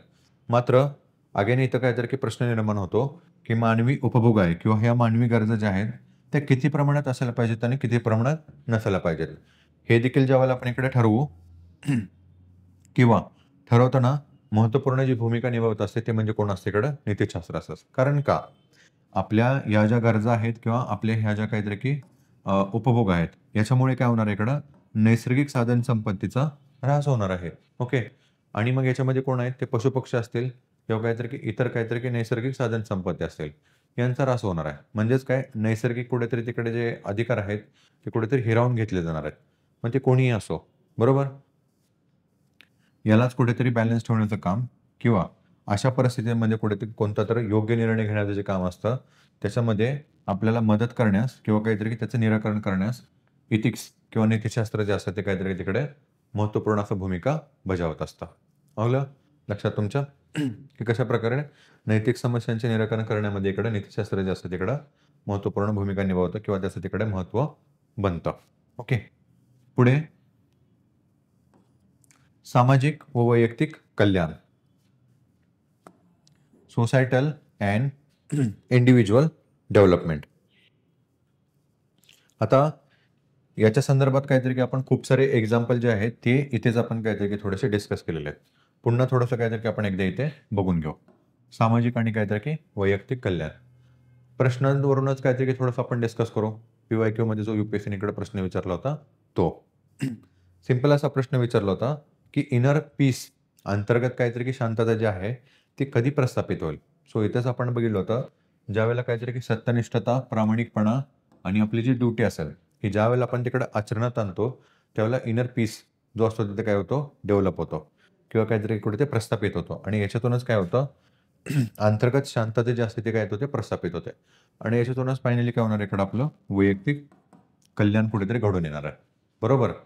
त्याच्याही सोबत सामाजिक स्तरावरती आपण इकडे बघितलं होतं. टॉलरन्स, सहिष्णुता. आता एक्झाम्पल इंडियाचंच घ्या. मल्टीकल्चरल आणि मल्टी रिलिजियस अशी असणारी काहीतरी की इंडियन सोसायटी आहे किंवा भारतीय समाज आहे. प्रत्येक काहीतरी की मैलावरती आपल्याला नवीन-नवीन भाषा, नवीन-नवीन धर्म, नवीन-नवीन जाती आणि नवीन-नवीन आचरण आपल्याला पाहायला मिळतात. मग अशा कंडिशनमध्ये किंवा अशा परिस्थितीमध्ये या वेगवेगळ्या असणाऱ्या काहीतरी की संस्कृती, भाषा, धर्म या सगळ्यांना काहीतरी की एकसंध ठेवणं किंवा एकत्र ठेवणं खूपच महत्त्वपूर्ण बनतं. मग अशा परिस्थितीमध्ये नीतिशास्त्राचा वापर होणं खूप गरजेचं असतं. मग नीतिशास्त्रामध्येच आपल्याला पाहायला मिळतो एक महत्त्वपूर्ण एलिमेंट किंवा जो घटक आहे तो दिला गेलेला आहे. तो म्हणजेच काहीतरी की सहिष्णुता. मग दुसऱ्यांचे जे काहीतरी की आचरण असतील, दुसऱ्यांच्या ओपिनियन असतील, यांचा कुठेतरी आदर ठेवणं आणि त्या थोडंसं ॲक्सेप्ट करणं अपेक्षित असतं. कशामध्ये? सहिष्णुतेमध्ये. आणि याच्यातूनच काय होतं कुठेतरी सामाजिक शांतता जी असते ती काहीतरी प्रस्थापित होते. ओके. मग हेच जर याच्या विरोधात जर आपण बघितलं म्हणजे काय? की जर का आपण काहीतरी की दुसऱ्या धर्माच्या, दुसऱ्या जातीच्या, दुसऱ्या भाषेच्या आचरण असतील आणि त्यांच्या काहीतरी की पद्धती असतील किंवा रीतिरिवाज असतील किंवा काहीतरी की आपण त्याला हे म्हणू नियम असतील, ते जर तिथे आपण ॲक्सेप्ट नाहीत केले आणि त्यांचा कुठेतरी आदरभाव नाही ठेवला, तर कुठेतरी सिव्हिल वॉर स्टार्ट होतात किंवा काहीतरी की भांडण जे असतात किंवा जे कॉन्फ्लिक्ट असतात, ते सोसायटीमध्ये स्टार्ट होतात आणि याच्यातूनच काहीतरी की अशांतता कुठेतरी प्रस्थापित होते किंवा कुठेतरी वाढीस लागते. म्हणूनच काय आहे सामाजिक आणि वैयक्तिक कल्याण किंवा विकास असेल किंवा स्थिरता जी असेल, ही कुठेतरी प्रस्थापित करण्यामध्ये किंवा कुठेतरी ती वाढीस लावण्यामध्ये इथे नीतिशास्त्र जे असतं ते काहीतरी की महत्त्वपूर्ण अशी भूमिका बजावत असतात. ओके. आता तेच तुम्ही आंतरराष्ट्रीय स्तरावरती घ्या. तुमचा वैयक्तिक स्तर असेल, नॅशनल असेल, सामाजिक स्तर असेल किंवा काहीतरी की अगेन आपण म्हणू शकतो ॲज अ ब्युरोक्रॅट. ओके. त्याच्या संदर्भात पण काहीतरी की आपण इथे एक्झाम्पल घेऊ शकतो. अजून एक महत्त्वपूर्ण क्वेशन जो काहीतरी की PYQच होता. इथे सांगितलं गेलं होतं किंवा काहीतरी की विचारला गेला होता. प्रेम ज्यावेळेला आपण ठेवतो एखाद्या व्यक्तीच्या संदर्भात किंवा काहीतरी की कोणीही असेल त्याच्या संदर्भात आपल्या मनामध्ये, तर आपल्याला कुठेतरी प्रेमच रिटर्नमध्ये मिळतं. आणि त्याच वेळेला जर आपण एखाद्याच्या व्यतिरिक्त राग जर मनामध्ये ठेवला किंवा एखाद्याच्या बद्दल जर मनामध्ये राग ठेवला, तर आपल्याला रिटर्नमध्ये रागच मिळतो. ओके. हे स्वामी विवेकानंदांनी सांगितलेलं कोट होतं किंवा वाक्य होतं. हे स्पष्ट करा काहीतरी कसं तिकडे त्या प्रश्नामध्ये विचारलेलं होतं आपल्याला. याचं आता उत्तर काय आहे विद्यार्थी मित्रांनो? तर तेच आहे. ज्यावेळेला एथिक्स असेल, आपल्या वैयक्तिक जीवनामध्ये त्याचं आचरण करू. ओके.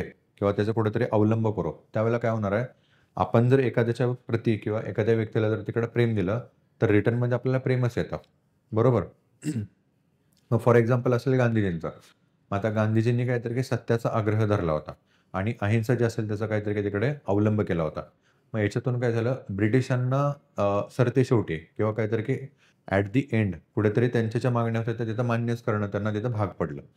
तेच जर काहीतरी की तिकडे कुठेतरी त्यांच्या विरोधात ते शस्त्र घेऊन जर उभं राहिले असते, तर सहजपणे काहीतरी की त्यांना ब्रिटिशांनी चिरडून टाकलं असतं. ओके. सो एक्झाम्पल आपल्याला कशाचं पाहायला मिळतं? नीतिशास्त्राचं. तसंच आपण काहीतरी की वैयक्तिक स्तरावरती घेऊ शकतो. ज्यावेळेला आपण तिथे सत्यनिष्ठ राहू, त्याच्यानंतर काहीतरी की प्रामाणिक राहू. त्याच्यामुळे काय होतं इनर सेन्स. ठीक आहे. आपला जो असेल तो कसा होतो तिकडं स्थिर राहतो. धाकधूक जी असते ती मनामध्ये ती आपली निघून जाते. ओके. त्याचप्रमाणे कसं असतं प्रेमाची जी भावना असेल, मग ते कोणीही असो, एखादी व्यक्ती असेल, एखादा प्राणी असेल, त्यांच्याबद्दल जर ज्यावेळेला आपण तिथे प्रेम ठेवतो, त्यावेळेला रिटर्नमध्ये काहीतरी की वेगवेगळ्या स्तराकडून आपल्याला तिथं प्रेमच मिळतं. आणि आपली ती मानसिक शांतता जी असते किंवा वैयक्तिक शांतता जी असते ना, तिथे प्रस्थापित होते. याच्या उलट राग, जर आपण एखाद्या व्यक्तीच्या संदर्भात, एखाद्या घटनेच्या संदर्भात, ओके किंवा एखाद्या गोष्टीच्या संदर्भात जर मनामध्ये राग ठेवला, तर इंटरनली आपण काहीतरी की नेहमी तिथे काहीतरी की अस्थिरच राहतो. अंतर्गत काहीतरी की अस्थिरता जी असते ती सातत्याने तिथे काहीतरी की कुठेतरी राहत असते किंवा नांदत असते. मग एक्झाम्पल घेऊ आपण इकडं. एखादा आपला मित्र असेल, त्याच्या संदर्भात काहीतरी कुठेतरी आपल्या मनामध्ये राग आहे. सो ज्या वेळेला ती व्यक्ती भेटेल किंवा ज्या वेळेला त्या व्यक्तीच्या बद्दल आपल्या मनामध्ये कुठेतरी विचार येतील, त्या वेळेला काय करू आपण तिकडे त्याला कुठेतरी शिव्याच देऊ आपण. ओके किंवा त्याच्या काहीतरी वाईटा संदर्भात आपण तिथे चिंतन करू. मग याच्यामुळे काय होणार आहे, आपली मेंटल स्टॅबिलिटी जी आहे ती तिथे प्रस्थापित होणार नाही. ओके. कुठेतरी सातत्याने तिथे अशांतताच राहणार आणि ह्याच्यामुळे मेंटल पीस जो आहे तो तिथे डेव्हलप होणार नाही. आणि याच्यामुळेच काय होतं, सराउंडिंग जे असते किंवा काहीतरी की आजूबाजूचं जो काहीतरी की सगळं वातावरण जे असतं ते पण तिथे डिस्टर्ब राहतं किंवा कुठेतरी कुठेतरी भंग राहतं. ओके. सो अशा प्रकारे आपल्याला पाहायला मिळतं. सामाजिक आणि वैयक्तिक कल्याण जे आहे तिथं प्रस्थापित करण्यामध्ये, वाढवण्यामध्ये किंवा कुठेतरी स्थिर ठेवण्यामध्ये नीतिशास्त्र जे असतं ते काहीतरी तिकडे महत्त्वपूर्ण अशी भूमिका निभावत असतं. ओके. पुढे थोडंसं आपल्याला इथं पाहायला मिळतं. मानवी जीवनामध्ये नीतिशास्त्राचे महत्त्व. मग इथं मूल्य आधारित जीवन जे असतं ते काहीतरी आपण इकडे प्रस्थापित करतो किंवा कुठेतरी जगत असतो. ओके. अजूनही महत्त्व आपल्याला थोडेसे बघायचे आहेत पुढे इथे. पण त्याच्या अगोदर थोडासा मी एक डायग्राम तुमच्यासाठी थोडासा प्रोव्हाईड केलेला आहे. ओके. मूल्य आधारित जीवन. नीतिशास्त्र ज्यावेळेला इकडे अवलंब करतो आपण आपल्या जीवनामध्ये, त्यावेळेला आपलं जे जीवन असतं ते कोणत्या आधारावरती असतं, तर मूल्यांवरती. ओके. मग ही मूल्य कोणती असतील? सत्यनिष्ठता, अगेन तेच. प्रामाणिकपणा, दया, न्याय, निष्पक्षपातीपणा, ओके, स्पष्टता. या सगळ्या गोष्टींचा काहीतरी आपल्या जीवनामध्ये कुठेतरी अवलंब होत असतो किंवा काहीतरी की आपल्या कृतीमध्ये काहीतरी त्यांचं आचरण होत असतं. पुढे स्पष्टता, जसं मी इथं तुम्हाला सांगितलं. मग हे कोणतीही हे असो, काय म्हणू आपण त्याला, स्तर असो. त्या प्रत्येक स्तरावरती काहीतरी की मानवी जीवन इथे ज्यावेळेला स्पष्ट होतं किंवा नीतिशास्त्राचा अवलंब ज्यावेळेला होतो, त्यावेळेला तिथं स्पष्टता येते आणि स्पष्टता आल्यामुळे मानवी जीवन असतं ते कसं होतं तिथं सुखकर होऊन जातं किंवा आपलं वैयक्तिक जीवन असेल तिथं कसं होतं, एकदम बेस्ट होऊन जातं. कारण का? खोटं जे असेल किंवा काहीतरी की असत्यता जे असेल त्याचं तिथे काहीतरी कुठेतरी ॲब्सेन्स असतो किंवा त्याची तिथे जागाच उरलेली नसते. ज्यावेळेला आपण तिथे स्पष्टता आणतो त्यावेळेला. ओके. मग आपले निर्णय असतात ते कसे बनतात तिकडं सक्षम बनतात. खूप वेळासाठी टिकणारे बनतात आणि मानसिक शांतता जी असते ती पण काहीतरी तिकडे प्रस्थापित होते. योग्य निर्णय, आता जे आपण इकडे डिस्कस केले होते. क्रायसिस ऑफ कन्सायन्स असेल किंवा अशा काही परिस्थिती उद्भवलेल्या आहेत काय त्या ठिकाणी कोणताही ऑप्शन काहीतरी परफेक्ट नाही आहे. याच्या किंवा अशा परिस्थितीमध्ये आपल्याला नीतिशास्त्र जो असतो तो काहीतरी तिकडे महत्त्वपूर्ण अशी भूमिका निभावतो किंवा आपल्याला मदत करत असतो योग्य निर्णय घेण्यामध्ये. ओके. कर्तव्य दक्षता, ड्युटी बेस्ड, आता जो काहीतरी आपण इकडे बघितला होता. वैयक्तिक असेल, सामाजिक असेल, ब्युरोक्रॅट असेल किंवा राष्ट्र आणि इंटरनॅशनल काहीतरी लेव्हल असेल. अशा याच्यामध्ये काहीतरी की कर्तव्यदक्ष असं काहीतरी की आपली जी भूमिका असेल किंवा जे आपलं कार्य असेल ते कुठेतरी पार पाडण्यामध्ये किंवा कुठेतरी त्याला सातत्याने तिथे चालू ठेवण्यामध्ये नीतिशास्त्र जो असतो तो काहीतरी तिकडे महत्त्वपूर्ण अशी भूमिका बजावत असतो. त्याच्यानंतर निर्मळ अंतरात्मा. ओके. निर्मळ अंतरात्मा. या सगळ्यांचाच काहीतरी की कुठेतरी ज्यावेळेला अवलंब करतो आपण, त्यावेळेला काय होऊन जातं किंवा नीतिशास्त्राचे हे सगळे घटक आहेत, या सगळ्यांचा ज्यावेळेला तिकडे आपण अवलंब करतो, त्यावेळेला आपल्याला इथं पाहायला मिळतं, आपला जो अंतर्मन असतो तो कसा होतो इकडं निर्मळ होतो. ओके. किंवा स्वच्छ होतो.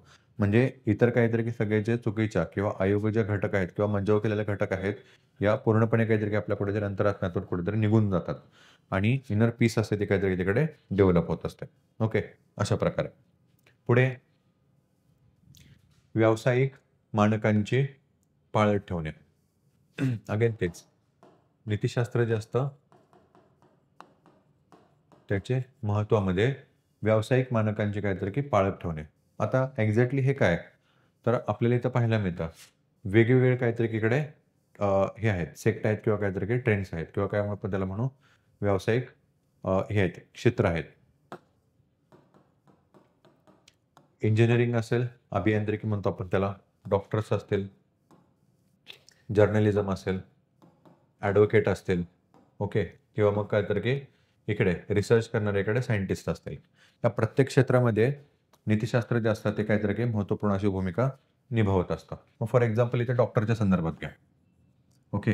बऱ्याचदा आपण बघतो, सर्दी झाली, खोकला झाला, आपण डॉक्टरांच्याकडे गेलो, मोठी अशी चिठ्ठी काहीतरी की आपल्याला लिहून दिली जाते, की ज्या औषधांची तिथं गरज नसते, अशी देखील औषधे असतात ते आपल्याला प्रिस्क्राईब केली जातात किंवा सांगितली जातात. आता या ठिकाणी प्रोफेशनल म्हणजे व्यावसायिक मानांकन आहे ना, ते अपेक्षित असतं, की काय आहे, की डॉक्टरांनी जेवढ्या आवश्यक आहेत किंवा काहीतरी की जेवढ्या नेसेसरी गोष्टी आहेत, औषध आहेत, तेवढीच तिथे लिहून देणं काहीतरी की गरजेचं असतं. पण ॲब्सेन्स ऑफ द नीतिशास्त्र किंवा काहीतरी एथिक्स याच्यामुळे काय होतं, अशी जी मानांकन असतात ती तिथं काहीतरी प्रस्थापित होत नाहीत. आणि मग डॉक्टर काय करतात आपल्याला खूप मोठ्या प्रमाणात बिल किंवा खूप मोठ्या प्रमाणात काहीतरी औषधं इथं देत असतात. ओके. हेच एक्झाम्पल तुम्ही जर्नलिझममध्ये घ्या. पत्रकारितेमध्ये. ओके. इथे काहीतरी की काही मानांकन आहेत. म्हणजेच काहीतरी की काही स्टँडर्ड असे कोड आहेत. मग काय, की ज्यावेळेला तिथं पत्रकारिता केली जाईल किंवा जर्नलिझम केलं जाईल, त्यावेळेला ज्या न्यूज असतील किंवा काहीतरी की ज्या बातम्या असतील त्या कशाला पाहिजेत, कशा असायला पाहिजेत? Free and fair. ओके. सर्व दबावापासून काहीतरी की त्या मुक्त असायला पाहिजेत. सत्यनिष्ठतेवरती ते काहीतरी की आधारित पाहिजेत. पेड न्यूज म्हणजे काहीतरी की पैसे देऊन दिलेली काहीतरी की ती न्यूज नसेल अशी पाहिजे. निरभीड असायला पाहिजे. हे सगळे कशामुळे प्रस्थापित होतात? या व्यावसायिक मानांकनामुळेच. म्हणजेच काहीतरी की व्यावसायिक मानांकनामध्ये नीतिशास्त्र जे असतं ते काहीतरी की एक कोड किंवा काहीतरी की एक संच जो असतो, इथे प्रोव्हाईड करत असतो आणि त्यालाच कुठेतरी याला इथे या वेगवेगळ्या स्रोतामध्ये, क्षेत्रामध्ये तिथं फॉलो केलं जात असतं किंवा त्याचा अवलंब केला जात असतो. ओके. मग हे प्रत्येक स्तरावरती काहीतरी आपल्याला इकडं बघायला मिळतं. मग ते इंजिनिअरिंग, डॉक्टरिंग, जर्नलिझम, ॲडव्होकेट किंवा काहीतरी मग रिसर्च असेल त्याच्यामध्ये. आलं लक्षात? पुढे नात्यांमध्ये विश्वास व दृढता वाढवणे किंवा इथिक जे आहे किंवा नीतिशास्त्र जे आहे ते इथं नात्यांमध्ये विश्वास आणि काहीतरी दृढता असते ती वाढवण्यास काहीतरी कुठेतरी मदत करत असते. इथेच आपण थोड्या वेळापूर्वी बघितलं होतं. इथे वैयक्तिक काहीतरी की कल्याण असेल आणि नैतिक काहीतरी की नकाशा जो असेल तो आपल्याला इथं उपलब्ध करून दिला जातो. आणि याच्यातून अल्टिमेटली काय होत असतं विद्यार्थी मित्रांनो, तर हा जो विश्वास असेल आणि हा दृढता जी असेल ना, तिथे वाढवण्यास काहीतरी आपल्याला कुठेतरी मदत होते. एक्झाम्पल आत्ताच मी तुम्हाला थोड्या वेळापूर्वी काहीतरी की जो पी-वाय-क्यू होता, यू-पी-एस-सीने विचारलेला तो इथं सांगितला होता, की इनर पीस किंवा अंतर्गत शांतता असेल ती कधी प्रस्थापित होते? ही कधी प्रस्थापित होणार आहे विद्यार्थी मित्रांनो? ज्यावेळेला काहीतरी आपण कुठेतरी प्रामाणिक राहणार आहोत. ओके. ज्यावेळेला आपण कुठेतरी सत्यनिष्ठतेवरती काहीतरी की आपले निर्णय किंवा आपलं आचरण तिथे असणार आहे त्यावेळेला. अदरवाईज काय असेल? अशांतता. ओके. आणि त्याच्याच पुढे जाऊन काहीतरी की नात्यामध्ये जी दृढता असते आणि विश्वास जो असतो तो तिथं प्रस्थापित होणार नाही. बघा आपण सातत्याने जर कुठेतरी खोटं बोललो, तर अल्टिमेटली एक अशी कंडिशन येऊन जाते की कोणीही आपल्यावरती विश्वास ठेवत नाही. कोणीही आपल्यासोबत काहीतरी नातेसंबंध असेल ते तिथं प्रस्थापित करत नाही. कारण का? सत्यनिष्ठता नसते किंवा काहीतरी काही नैतिक मूल्यांचा त्या नात्यामध्ये कुठेतरी अभाव असतो. आणि याच्यामुळे काय होतं, जी नाती असतात ती काहीतरी तिकडे दुभंगतात किंवा काहीतरी की ते तिथं संपून जातात किंवा संपुष्टात येतात. त्याच्याच उलट काहीतरी की जर ह्या नीतिशास्त्रातल्या किंवा नैतिक मूल्यांचा ज्यावेळेला आपण इकडे अवलंब करतो नात्यांमध्ये, त्यावेळेला एक विश्वास असतो तो प्रस्थापित होतो. ओके. आणि त्याच्यासोबतच काहीतरी की जे नातेसंबंध असतात ते कुठेतरी दृढ पण होतात किंवा दृढ होण्यामध्ये काहीतरी की कुठेतरी मदत होत असते. अशा प्रकारे. ओके. सो नैतिक आचरण हे मानवी वृत्तीला स्पष्ट, पारदर्शक आणि प्रामाणिक बनवते. जे आत्ताच आपण काहीतरी की वेगवेगळ्या उदाहरणासोबत वेगवेगळ्या स्तरावरती इथं आपण डिस्कस केलेलं आहे. ओके. पुढे नैतिक दुविधा सोडवणे. आत्ताच जो काहीतरी क्वेश्चन आपण इकडे किंवा पॉइंट जो होता तो काहीतरी इकडे आपण डिस्कस केलेला होता. इथे नैतिक समस्यांचे काहीतरी की निराकरण करणे. मग याच्यामध्ये नैतिक मूल्य जे आहेत ते काय करतात आपणास कुठेतरी योग्य रस्ता किंवा मार्ग जो असेल तो इथं उपलब्ध करून देतात. ठीक आहे. उदाहरणमध्ये मग याच्यामध्ये गांधी असतील, बुद्ध असतील, आंबेडकर असतील, मार्टिन लुथर किंग असेल, या सगळ्यांचं काहीतरी एक्झाम्पल आपल्याला पाहायला मिळतं. कारण का? यांच्या जीवनामध्ये ज्या वेळेला काहीतरी अशा कठीण परिस्थिती उद्भवलेल्या होत्या, त्या वेळेला काहीतरी की त्यांनी नैतिक मूल्यांचा काहीतरी की तिकडे अवलंब केला आणि अशा ज्या नैतिक दुविधा होत्या, त्याच्यावरती काहीतरी की त्यांनी कुठेतरी विजय प्रस्थापित केला किंवा कुठेतरी विजय मिळवला. ओके. कारण का? तर ह्या नैतिक मूल्यांचा अवलंब त्यांनी तिथे केला होता. मग एक्झाम्पल आपल्याला इथं मार्टिन लुथर किंग आहे यांचं इथं काहीतरी की पाहायला मिळतं किंवा अजूनही आपण काहीतरी की बघू शकतो ते म्हणजे काहीतरी की नेल्सन मंडेला यांचं एक्झाम्पल. ओके. नेल्सन मंडेला. दयाच्या संदर्भात काहीतरी की किंवा कंपॅशन याच्या संदर्भात एक बेस्ट एक्झाम्पल आपल्याला पाहायला मिळतं ते नेल्सन मंडेलांचं. ओके. इथे एक स्टोरी होती. त्यांना ज्यावेळेला तिकडं पकडलं ॲज अ काहीतरी की वॉर प्रिझनर म्हणून. तो जेलमध्ये ठेवला आणि जेलर जे होते त्यांच्याद्वारे काहीतरी की खूप मोठ्या प्रमाणात अशी पिळवणुकीची काहीतरी की ही काय म्हणू आपण त्याला ट्रीटमेंट जी होती ना, ती तर काहीतरी की नेल्सन मंडेला जे होते ना, त्यांना दिली गेली होती. खूप मोठ्या प्रमाणात अशी पिळवणूक काहीतरी की करून किंवा पिळवणूक जी होती त्यांची तिथं केली होती. पण महत्त्वपूर्ण बाब किंवा लक्षात ठेवण्यासारखी बाब म्हणजे ज्यावेळेला नेल्सन मंडेला तिकडं साऊथ आफ्रिकेचे काहीतरी की पहिले प्रेसिडेंट झाले. त्यावेळेला पहिलं त्यांचं जे इन्व्हिटेशन होतं ते कोणाला होतं? त्या अधिकाऱ्यालाच होतं. ठीक आहे. सो इथं एक्झाम्पल आपल्याला पाहायला मिळतं की दया. म्हणजे नैतिक आचरण एखाद्या व्यक्तीला कोणत्या स्तरावरती नेऊ शकतात. आणि आज आपल्याला पाहायला मिळतं पूर्ण जगभर नेल्सन मंडेलाचं नाव जे आहे ते काहीतरी की अ, खूपच काहीतरी असं आदरभावाने घेतलं जातं. कारण का? अशा बरेचसे जे काहीतरी की नैतिक मूल्य जे होते त्यांनी काहीतरी की त्यांच्या जीवनामध्ये तिथं अवलंबलेली आहेत. मग ते पुढे आपण एक्झाम्पल खूप सारीकडे बघू शकतो. बुद्ध असतील, महावीर असतील, आंबेडकर असतील, ठीक आहे. त्याच्यानंतर काहीतरी की ज्योतिबा फुले असतील. अशा बऱ्याच लोकांचे काहीतरी नाव आपल्याला इकडे पाहायला मिळतात. ठीक आहे.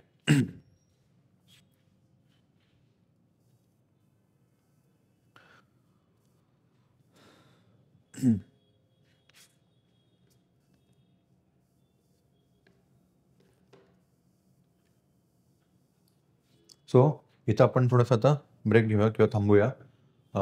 नेक्स्ट ह्याच्यामध्ये काहीतरी की आपण मग पुढचे जे पॉइंट्स आहेत, म्हणजे काहीतरी की नीतिशास्त्र जो असेल, त्याचा वैयक्तिक स्तरावरती काहीतरी की अवलंब केल्यानंतर काय महत्त्व ठरतं किंवा सिग्निफिकन्स काय आहे?